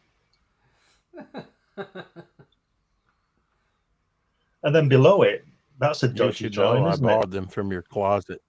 Yeah. That's a dodgy join of that guy below, isn't it? Where? Might have been hard on deadline here. Under his feet, when he's leaping, the last Yeah. panel on that page. Oh, Very A strange. lot of that's Yeah. lightly inked too. That hand doesn't quite look right. There's a lot of things wrong with it. It's probably in a hurry. Got to get it done. And yet here he took time to do this great shadow shading work here. On this page, that panel, really well done. Whew, that was a wild one. I guess old Isaac met his just desserts. Yes, Rip. He was killed by the phantoms we invented. Once again, our world is safe. Phew. Once again. Hooray for Captain Science. Captain Skinge. Skinge. Are you ready? Stay kids? away. Oh, what's he smashing up there? Oh, I see. Smash First it. man Wow. Venus coming What's next that? to nice Oh, EC look, the reprint. ants here. have got a. Oh, They- look at that. Sorry, I was looking Yeah. at the right hand page. Yeah. Look at that left hand page. Wow. That's lovely. That's from Weird Science number 6, My World EC Comics 51. And then this is an Earthman on Venus from Avon Publishing. But we'll get into that again next week. Yeah. Yeah, we're going to put a napkin in it there and call it Strange Worlds of Science Fiction is what we've been looking at. Wally Wood from Who's it? Vanguard Publishing. Go ahead. Go ahead, Russ. No, I just said put a napkin in it and call it Susan. That was it. Yeah. That was- There we are. This book, I'm sure, is still available on Amazon. it is. I went and looked. Did you? It's How a, much it's is a it? tad expensive. I think I could get it from the States for about $50 plus postage. There was one in the UK for 75, but there were cheaper ones. I was haven't thinking I'd pay- investigated fully yet. 25 for it. $39.95, I think the price on it is. Nope, right there. Yeah, $39.95 in USA. But yeah, so 40 from bucks. 20 years ago, isn't it? No, Yeah, 2012, wasn't it? 2012, 10 Yeah. years Right, ago. okay. Yep. All right. Yeah. So it's Vanguard. kept its value. Yeah. It's Wally Wood. It'll always keep its value. Hmm. There we are. We need to hook up with Amazon and get a percentage. Start posting links so folks can order some of the stuff. Great, great books, folks.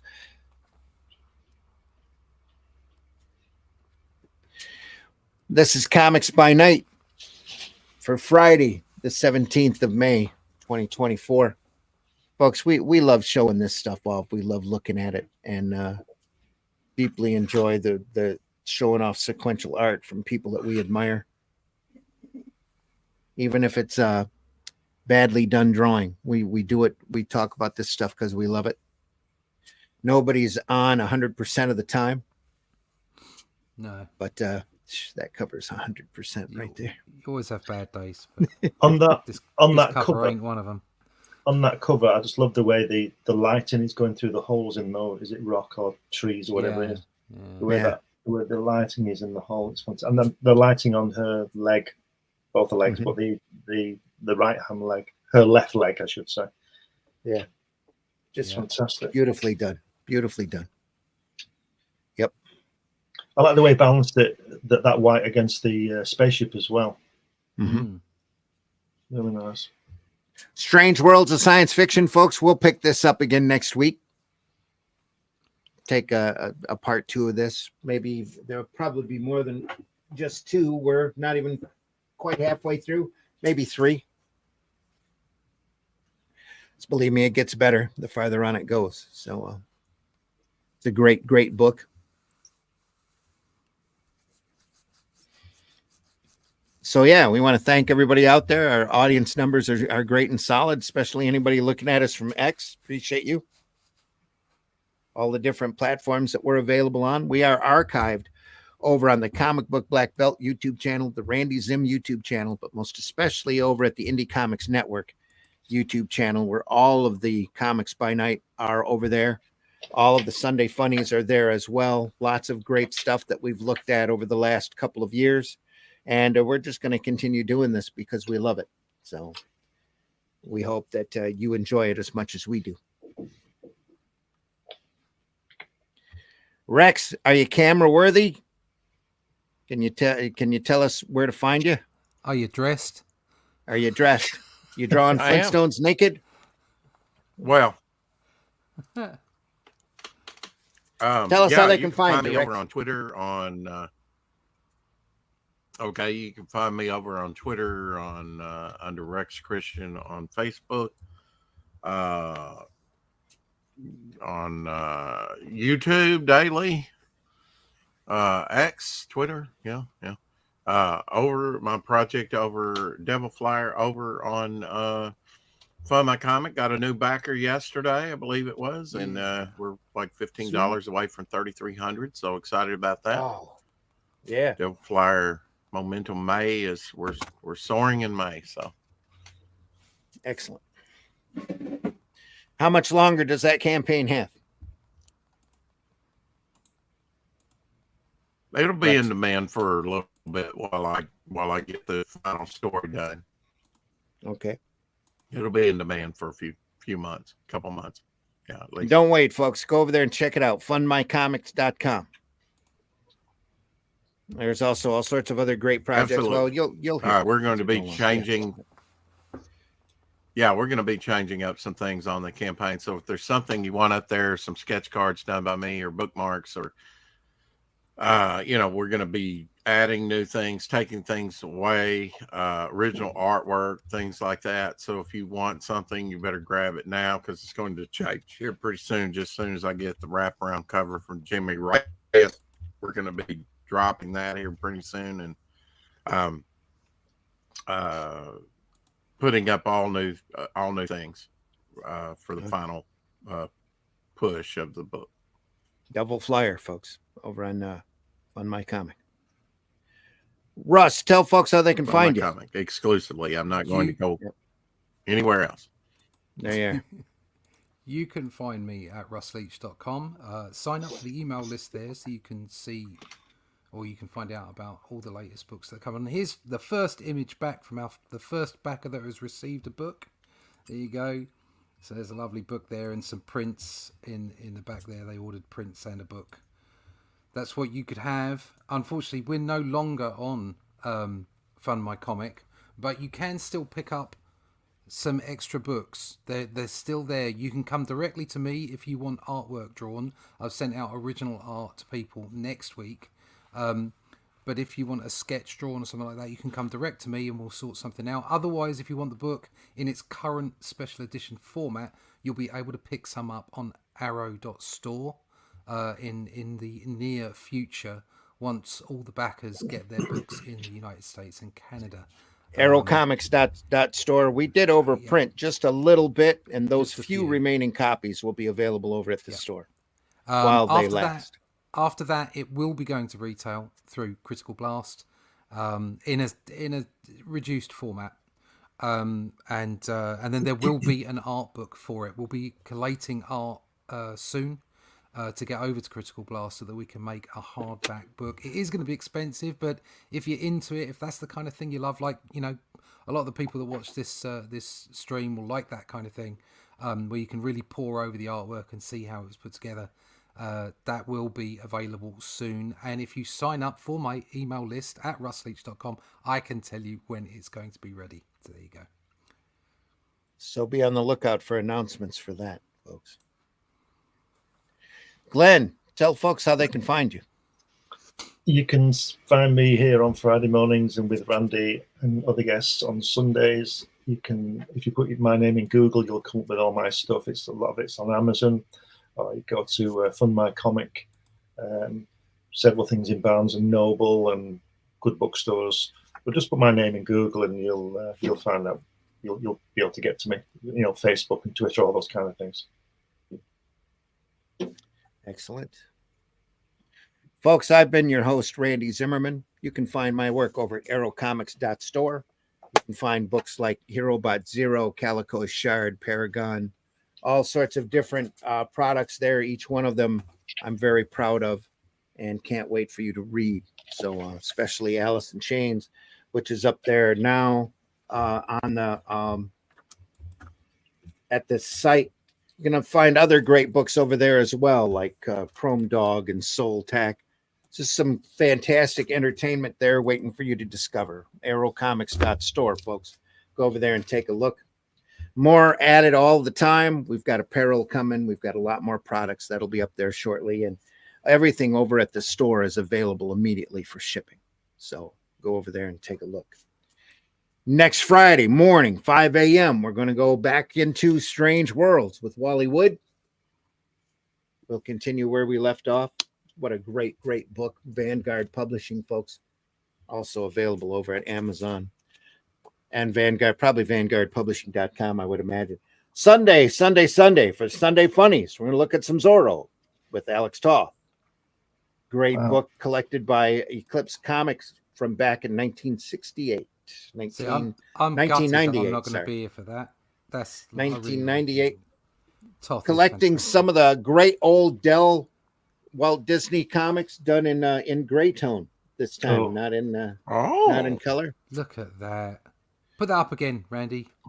Show me what. Look at it and weep, Russ. Show you a different page. Look at that. Look at that. Lovely. It's great Zorro material.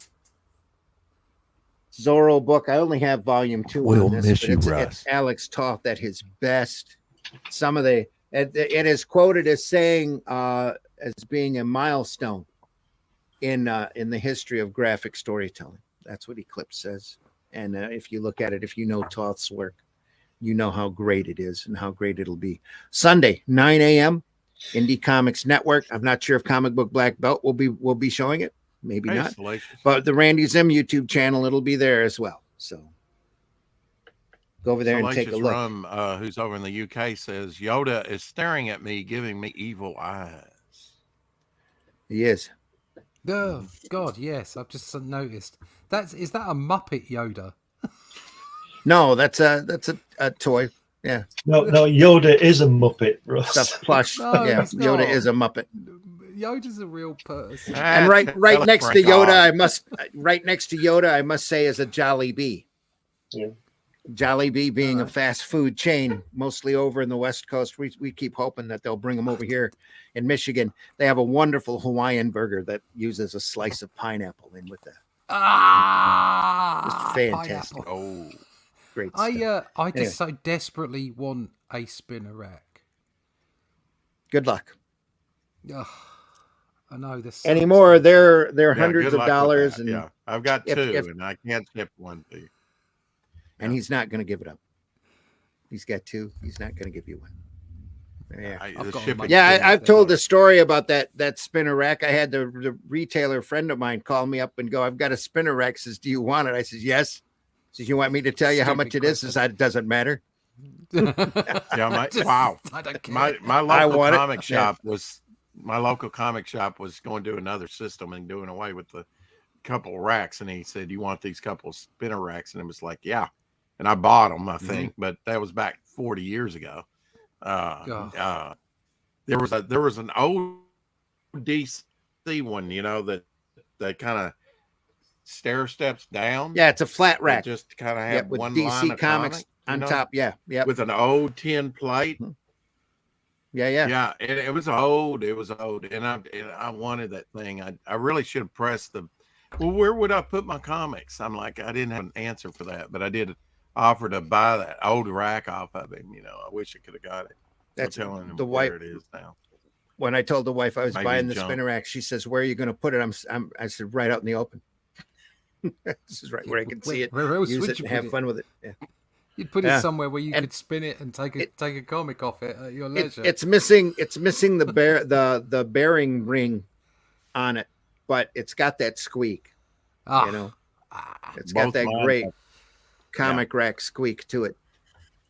So it's a very particular sound. Great stuff. Anyway, folks, thanks so much for stopping by. Aerocomics.store, funmycomic.com, Hatch Annotated, Devil Flyer Comics. Be on the lookout for more Shadow Kingdom, the Atlantean. Here in a few months, we'll be running campaigns for that. Great stuff coming. You could get. Look at that. Just great.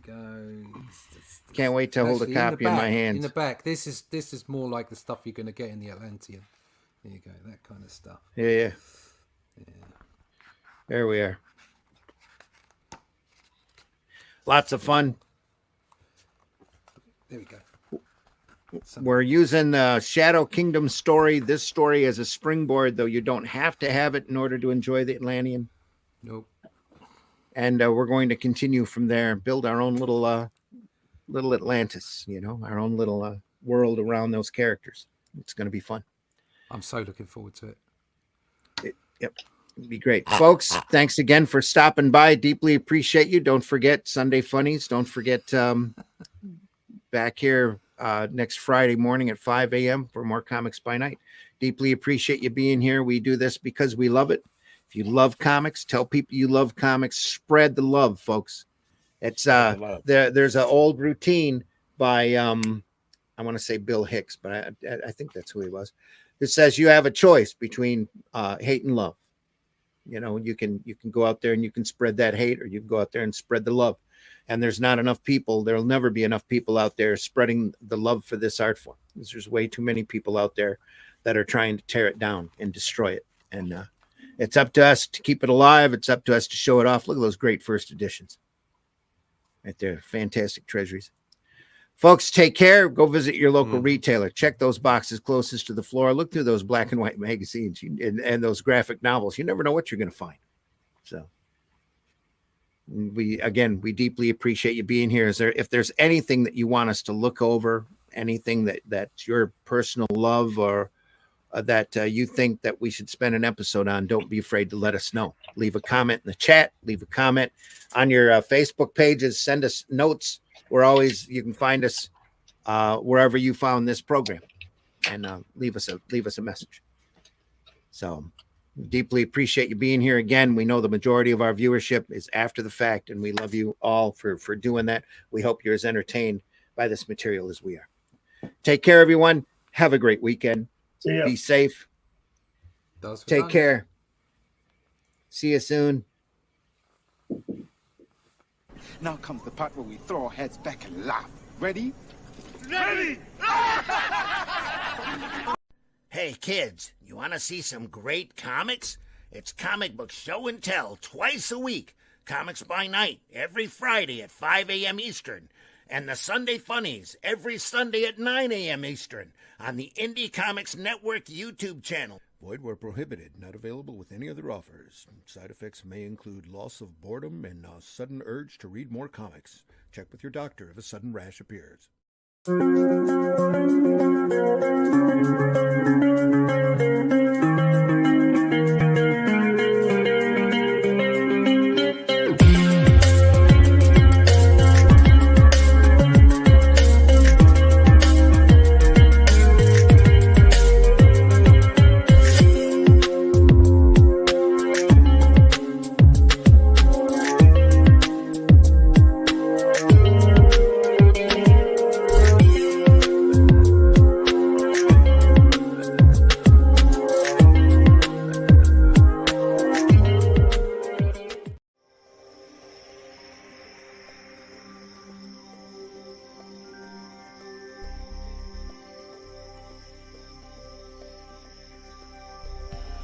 What was that?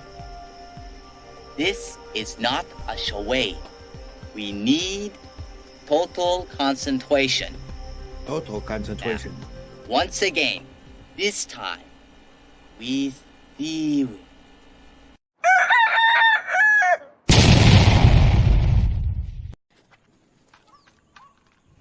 Holy shit.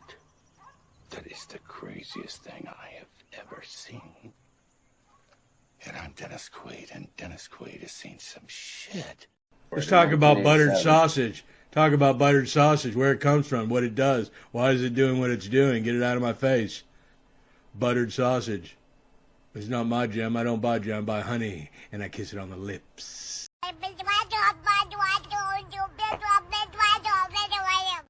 Taste the biscuit. Taste the goodness of the biscuit. Taste the honey sauce.